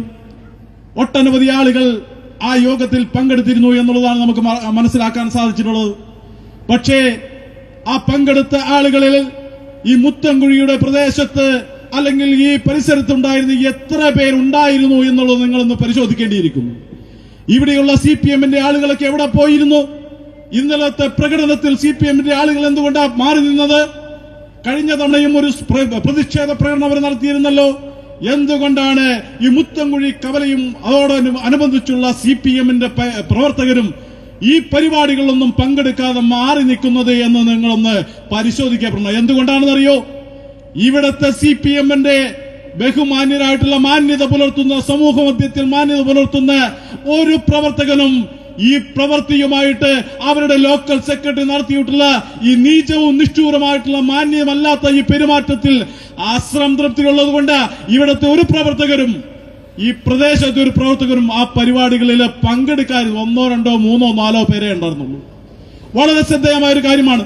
അതോടൊപ്പം തന്നെ ശ്രദ്ധിക്കേണ്ട ഒരു കാര്യം, ഇവിടെ ഈ മുത്തംകുഴിയില് ഹർത്താൽ നടത്താൻ, ബന്ദ് നടത്താൻ, കടയടപ്പിക്കാൻ വരുന്ന ഇവിടത്തെ അരുവപ്പാടത്തെ സഖാക്കളെ കുറിച്ച് ഇവിടെ സൂചിപ്പിക്കുകയുണ്ടായി. അവരോട് ചോദിക്കുകയാ, എന്താ അരുവപ്പാടത്ത് അളപ്പിക്കാതെ ഇങ്ങോട്ട് വരുന്നത്? ഇവിടുത്തെ ജനാധിപത്യ വിശ്വാസികൾ, ഇവിടുത്തെ വ്യാപാരി വ്യവസായി സുഹൃത്തുക്കൾ വരാനിരിക്കുന്ന ഇത്തരം സമയങ്ങളില് കടയടപ്പിക്കാൻ വരുന്ന സഖാക്കന്മാരോട്, അരുവപ്പാടത്ത് നിന്ന് വന്നവരോട് നിങ്ങൾ ചോദിക്കേണ്ട ഒരു ചോദ്യമാണ്, അവിടെ നിങ്ങൾ കടയടപ്പിച്ചിട്ടാണോ ഇങ്ങോട്ട് വന്നിട്ടുള്ളത്?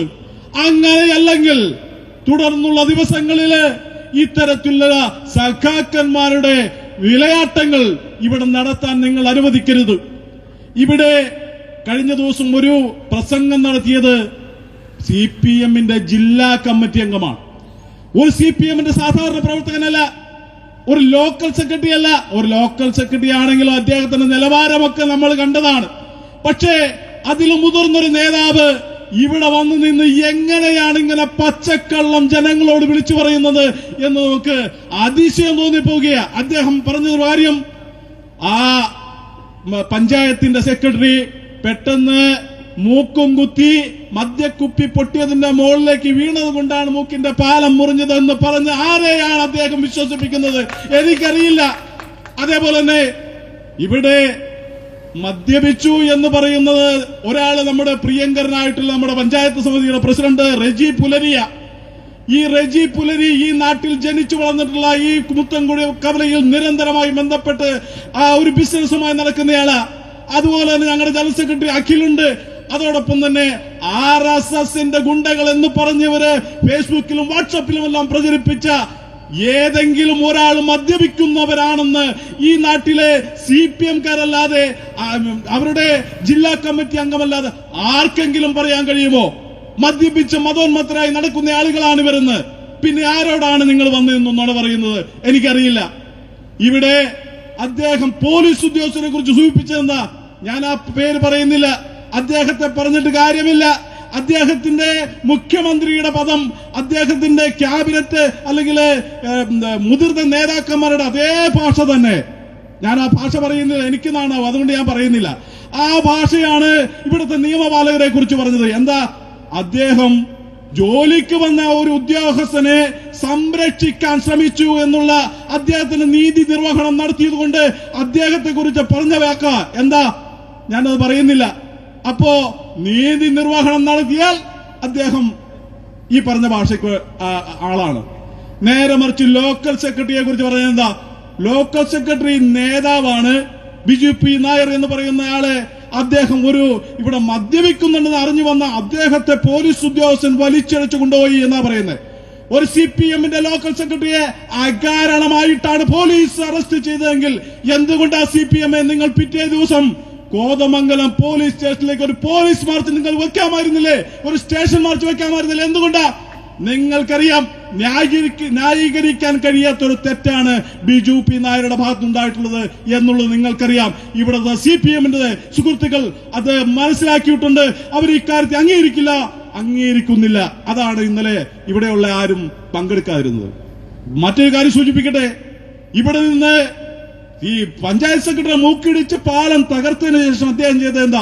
അവിടെയുള്ള പ്രവർത്തകരെ, വന്ന പ്രവർത്തകരെല്ലാം കൂട്ടി നിന്ന് ബസ് സ്റ്റോപ്പിൽ നിന്ന് ഭയങ്കര ഭീകരമായിട്ടുള്ള പ്രസംഗം നടത്തിക്കൊണ്ടിരുന്നപ്പോഴാണ് അറസ്റ്റ് നടന്നത്. അവിടെ വെച്ച് നമ്മളെല്ലാവരും ആട് സിനിമ കണ്ടിട്ടുണ്ട്. ആ സിനിമ കണ്ടില്ല, നിങ്ങളൊന്ന് കാണണം. അതിലെ പോലീസ് അറസ്റ്റ് ചെയ്യാൻ വരുമ്പോൾ ഒരു കാര്യമുണ്ട്. ഞാൻ ഇവിടുന്ന് ഒരു ഇഞ്ച് നീങ്ങൂല എന്ന് പറഞ്ഞ് ബലം പിടിച്ചു നിൽക്കുന്ന ഒരു കാഴ്ചയുണ്ട്. അവസാനം പോലീസ് സ്റ്റേഷനിൽ ചെന്ന് കഴിഞ്ഞപ്പോ ഈ ബിജു പി നായർ എന്ന് പറയുന്ന ഈ CPM-ന്റെ ലോക്കൽ സെക്രട്ടറി CA-യുടെ കാലിൽ വീണുകൊണ്ട് പറഞ്ഞു, എന്തു വേണമെങ്കിലും തരാം സാർ, എന്നെ ജയിലിലേക്ക് അയക്കരുത്. ജയിൽ എന്ന് കേട്ടപ്പോ അദ്ദേഹം ആകെ പേടിച്ചു വിറച്ചുപോയി. ഞാൻ എന്തു വേണമെങ്കിലും വെച്ചാ. രണ്ടാമത് പറഞ്ഞ കാര്യമാണ് ശ്രദ്ധിക്കപ്പെടേണ്ടത്. എനിക്ക് പകരം ഈ കേസിലെ പ്രതിയായിട്ട് മറ്റൊരു സഖാവിനെ തരാം, എനിക്ക് പകരം ജയിലിൽ പോകാനായിട്ട് ഒരു സഖാവിനെ തരാം എന്നാണ് അദ്ദേഹം പറഞ്ഞത്. ഈ ബിജു പി നായരുടെ കൂടെ നടന്ന ഗുണ്ടായിസം നടത്തുന്ന, കള്ളു വാങ്ങിച്ച് കഞ്ചാവ് വലിച്ച് നടക്കുന്ന, പ്രത്യേകിച്ച് എന്റെ സഹോദരന്മാരെ നിങ്ങളോടൊന്ന് പറയുക, ഇവനൊക്കെ നിങ്ങളെ കുഴിമാടത്തിൽ അടക്കിയിട്ടേ അടങ്ങുള്ളൂ. അതുകൊണ്ട് ഈ അവസരത്തിൽ ഇവനെയൊക്കെ നിങ്ങൾ തിരിച്ചറിഞ്ഞാൽ നല്ലതാ. മറ്റൊരു കാര്യം സൂചിപ്പിച്ചുകൊണ്ട് അവസാനിപ്പിക്കുക. നമ്മുടെ പ്രിയപ്പെട്ട പ്രവർത്തകരെ തല്ലിച്ചതച്ചു. ആയിക്കോട്ടെ, ബിജു പി നായരുടെ കൂടെ വന്ന ഗുണ്ടകൾ മുത്തൻകുഴിക്കാരല്ല, അരുവപ്പാടത്തു നിന്നുള്ളവർ, ഭൂതത്തങ്കട്ടിൽ നിന്നുള്ളവർ, വടാട്ടുപാറയിൽ നിന്നുള്ളവർ, ഇവരാണ്. ഈ മുത്തൻകുഴിക്കാരൻ കൂടിയിട്ടില്ല നമ്മുടെ പ്രവർത്തകർ തല്ലാൻ. അങ്ങനെ തല്ലിയവരെയൊക്കെ ഞങ്ങൾ ഏതായാലും തല്ലുകൊണ്ടല്ലോ. നമ്മളെ റെജി പുലിയുടെ മുഖത്തൊക്കെ ആണെങ്കിൽ ഇത്രയും കൊണ്ട് കറുത്തപാടാ ഒറ്റയിടി. അപ്പോ ഇങ്ങനെ ഞങ്ങൾ ഏതായാലും തല്ലുകൊണ്ടു. ഞങ്ങള് ഈ പ്രവർത്തകർ ആരൊക്കെയാണ്, ഇവരുടെ കൂടെ വന്ന് തല്ലിയവരാരൊക്കെയാണെന്ന് അറിയാൻ വേണ്ടിയിട്ട് ഇവരുടെ വീടുകളിന്റെ പരിസരത്തൊന്ന് പോയി നോക്കി സുഹൃത്തുക്കളെ. ഒന്നും ചെയ്യാനൊന്നുമല്ല കേട്ടോ, സ്കെച്ചിടാൻ പോയതൊന്നുമല്ല, ഞങ്ങളൊന്ന് പോയി നോക്കി.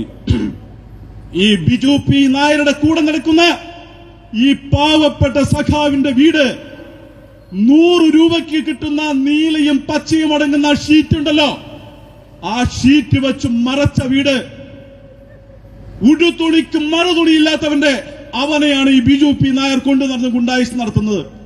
അവന്റെ വീട്ടിൽ 5 പൈസ എടുക്കാനില്ല, 5 പൈസ അവന് കിടക്കാൻ കിടപ്പില്ലാത്ത. ഇവിടെ ബിജു പി നായർ എന്ന് പറയുന്ന വ്യക്തി ഈ നാട്ടുകാരനല്ല, ഈ നാട്ടുകാർക്കറിയാം. ഹൈ റേഞ്ചിൽ നിന്ന് വന്നയാളാണ്. ഇവിടെ വന്ന് 5 സെന്റ് സ്ഥലം വാങ്ങിക്കാൻ കഴിവില്ലാത്തതുകൊണ്ട് പെരിയാർ വാലി കനാലിന്റെ പുറംപോക്കിൽ വില കുറഞ്ഞ സ്ഥലം വാങ്ങിച്ച് ഇവിടെ വന്നയാളാണ്. ആ കഥയൊന്നും ബിജു പി നായർ മറക്കരുത്. ഇപ്പോ പണിതിരിക്കുന്ന വീട് 75-80 ലക്ഷം രൂപ വരുന്ന വീടാണ്. 75-80 ലക്ഷം രൂപ വരുന്ന വീട്, അതിനോടനുബന്ധിച്ച കോടികളുടെ ആസ്തി. എന്ത് പണിയാ ഇദ്ദേഹം ചെയ്യുന്നേ? നിങ്ങൾക്കറിയാമോ? അറിയാവുന്ന ഒരാൾ എഴുന്നേറ്റ് എന്ന് പറ, ബിജു പി നായർ എന്ത് തൊഴിലാ ചെയ്യുന്നേ? ഞങ്ങളുടെ ആളുകളൊക്കെ പണിയെടുത്ത് ജീവിക്കുന്നവരാ, പണിയെടുക്കുന്നുണ്ട്. റെജി പുലരിക്ക് എന്താ പണിയെന്ന് ഈ നാട്ടുകാർക്കറിയാം. ഈ ബിജു പി നായർക്ക് എന്താ പണി? അപ്പോ അഴിമതി പണം, അത് ഞാൻ അയാളെ കുറ്റം പറയുന്നില്ല കേട്ടോ. അവരുടെ മുഖ്യമന്ത്രി, അദ്ദേഹത്തിന്റെ കുടുംബം, അദ്ദേഹത്തിന്റെ കുടുംബത്തെ കുറിച്ച് ഞാൻ പറയുന്നില്ല. ഒരു പാവപ്പെട്ട തെങ്ങ് കയറ്റക്കാരന്റെ മകന് പൈസയൊക്കെ ഉണ്ടാക്കാം, പണക്കാരനാവാം, രക്ഷപ്പെടാം. പക്ഷേ എന്ത് തൊഴിൽ ചെയ്തിട്ടാണെന്ന് ഈ പൊതുസമൂഹം അറിയേണ്ടതുണ്ട്. എന്ത് തൊഴിൽ ചെയ്തിട്ടാ? അതിനെ മാതൃകയാക്കിയാണ് നമ്മുടെ ബിജു പി നായര് കോടികൾ സമ്പാദിച്ചിട്ടുള്ളത്. അങ്ങനെ ബിജു പി നായരെ കോടികൾ സമ്പാദിക്കുമ്പോൾ നിങ്ങളുടെ കൂട്ടത്തിൽ നിങ്ങൾ തല്ലാനും കൊല്ലാനും കൊണ്ടു നടക്കുന്ന ഈ പാവപ്പെട്ട ചെറുപ്പക്കാരുണ്ടല്ലോ, അവർക്ക് കൂടി എന്തെങ്കിലും കൊടുക്കണവേ. അവർക്കൊരു വീട് വെക്കാനുള്ള സൗകര്യം ചെയ്തു കൊടുക്ക്. അത് വേണ്ടേ? അല്ലാതെ ഇവർക്ക് ഈ പാർട്ടിക്ക് വേണ്ടി കൊല്ലാൻ മാത്രം എന്തിനു വേണ്ടി നിങ്ങൾ കൊണ്ടു നടക്കുന്നു? അതുകൊണ്ട് പ്രിയപ്പെട്ട സുഹൃത്തുക്കളെ, നാട്ടുകാരെ, ഈ കപട കമ്മ്യൂണിസ്റ്റ് പാർട്ടിയുടെ നയത്തെ നിങ്ങൾ തിരിച്ചറിയണം. ഇവിടെ മറ്റൊരു കാര്യം കൂടി സൂചിപ്പിച്ചുകൊണ്ട് അവസാനിപ്പിക്കുകയാണ്. ഇവിടെ വാട്സപ്പിലും ഫേസ്ബുക്കിലും ഇവിടെ ഞങ്ങളുടെ പ്രിയപ്പെട്ട ആളുകളുടെ ഫോട്ടോയൊക്കെ വെച്ചിട്ട് പിണ്ടിമന മുത്തൻകുഴി പഞ്ചായത്തിനെ യുദ്ധക്കളമാക്കുന്ന RSS ഗുണ്ടകളെ തിരിച്ചറിയുക എന്ന് പറഞ്ഞുകൊണ്ട് ഇവിടെ വാട്സപ്പിലും ഫേസ്ബുക്കിലും ഒക്കെ ഇടുന്നുണ്ടല്ലോ. ഇവിടെ വാട്സപ്പിലും ഫേസ്ബുക്കിലും ഇടുന്നുണ്ട്. നിങ്ങളോട് വെല്ലുവിളിച്ചൊരു കാര്യം സൂചിപ്പിക്കുക.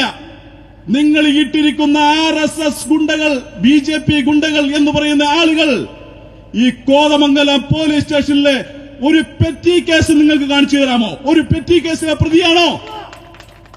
ആരോ നിങ്ങൾ പറ്റിക്കുന്നേ?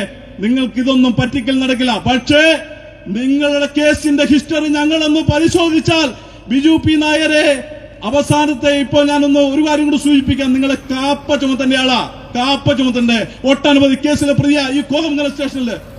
ഇനി ഒരു കാര്യം കൂടി ഉണ്ട്. ഈ മുത്തൻകുഴി പഞ്ചായത്ത് ഭരിക്കുന്ന UDF ആണ്. ആ UDFന്റെ ഭരണസമിതി ഇരിക്കുമ്പോഴാണ് ആ പഞ്ചായത്തില് അവിടുത്തെ ഗ്രാമപഞ്ചായത്ത് സെക്രട്ടറിയെ മർദ്ദിച്ച് എന്ത് നിലപാടാണ് UDF നുള്ളത്? നിങ്ങൾ എന്തെങ്കിലും ചെയ്തിട്ടുണ്ടോ? അതിൽ നിങ്ങൾക്ക് ദുഃഖമുണ്ടോ? നിങ്ങൾ അതിൽ അപലപിക്കുന്നുണ്ടോ? ഇതുവരെ യാതൊന്നും നമ്മൾ ആരും കണ്ടിട്ടില്ല. ഇവരെ ഇടതുപക്ഷ വലതുപക്ഷ കൂട്ടായ്മയുടെ കൂട്ടുകെട്ടിന്റെ ഒരു തെളിവാണ് ഈ കാണുന്നത്. ഇവിടെ മുൻപ് പഞ്ചായത്ത് പ്രസിഡന്റായിരുന്ന ജെയ്സൺ ഡാനിയൽ, നിങ്ങൾക്കറിയാമല്ലോ, ഈ ജെയ്സൺ ഡാനിയലിനെ ഈ പഞ്ചായത്തിന്റെ മുന്നിൽ വെച്ച് ബിസ്ലരി വാട്ടറിന്റെ കുപ്പി കൊണ്ട് ചെവിടിനടിച്ചത് ആരാ? ഓർമ്മയുള്ളവർക്ക് അറിയാം, ബിജു പി നായര. അതേപോലെ തന്നെ ഇപ്പോഴത്തെ ബ്ലോക്ക് മെമ്പർ സണ്ണി, അദ്ദേഹത്തെ തല്ലിയതാരാ? ഇതൊക്കെ തല്ലിയത് ഈ ബിജു പി നായർ തന്നെയാണ്. അപ്പോ അതുകൊണ്ട് ഈ കോൺഗ്രസുകാരന്റെ നിലപാട് എന്താണെന്ന് അറിയാൻ ഭാരതീയ ജനതാ പാർട്ടിക്ക് താല്പര്യമുണ്ട്. നിങ്ങളുടെ അവിശുദ്ധ കൂട്ടുകെട്ടിനെ കുറിച്ചെല്ലാം ഞങ്ങൾക്ക് മനസ്സിലായിട്ടുണ്ട്. ഏതായാലും ഒരു കാര്യം കൂടി വ്യക്തമാക്കാം. ഈ പിണ്ടിമനയുടെ മണ്ണിൽ നിന്ന് ഈ ഇടതുപക്ഷത്തെ ഈ ഗുണ്ടായുസം നടത്തുന്ന ലോക്കൽ സെക്രട്ടറിയെ ഇവിടുത്തെ CPM-നെ തൂത്തെറിയേണ്ട സമയം അതിക്രമിച്ചിരിക്കുകയാണ്. ഹർത്താൽ വിരുദ്ധ പഞ്ചായത്ത് എന്ന് പ്രഖ്യാപിച്ചുകൊണ്ട് ഇവിടുത്തെ BDJS-ന്റെ ഒരു നേതാവിന്റെ കടയിലെ പഴക്കൊലയടക്കം എടുത്തെറിഞ്ഞ് തല്ലിപ്പൊളിച്ച് അദ്ദേഹത്തെയും തല്ലിക്കൊണ്ടാണ് ഇവിടുത്തെ ഹർത്താൽ വിരുദ്ധ പഞ്ചായത്ത് എന്നുള്ളത് പൊളിച്ചു കളഞ്ഞത്. അതുകൊണ്ട് ഈ നാട്ടിലെ ജനാധിപത്യ വിശ്വാസികൾ എല്ലാവരും ഒറ്റക്കെട്ടായിട്ട് ചേർന്നുകൊണ്ട് ഈ നീതി നിഷേധത്തിനെതിരെ പ്രതിഷേധിക്കാൻ തയ്യാറാവണമെന്ന് മാത്രം അഭ്യർത്ഥിച്ചുകൊണ്ട് ഞാൻ എന്റെ വാക്കുകൾ അവസാനിപ്പിക്കുന്നു. എല്ലാവർക്കും നമസ്കാരം.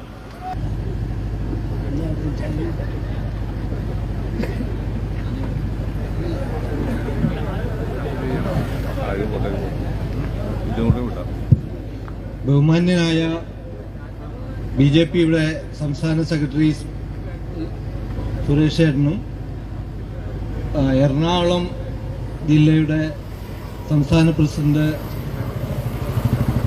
ജയന്തേട്ടനും പിന്നെ എറണാകുളം സെക്രട്ടറി നടരാജൻ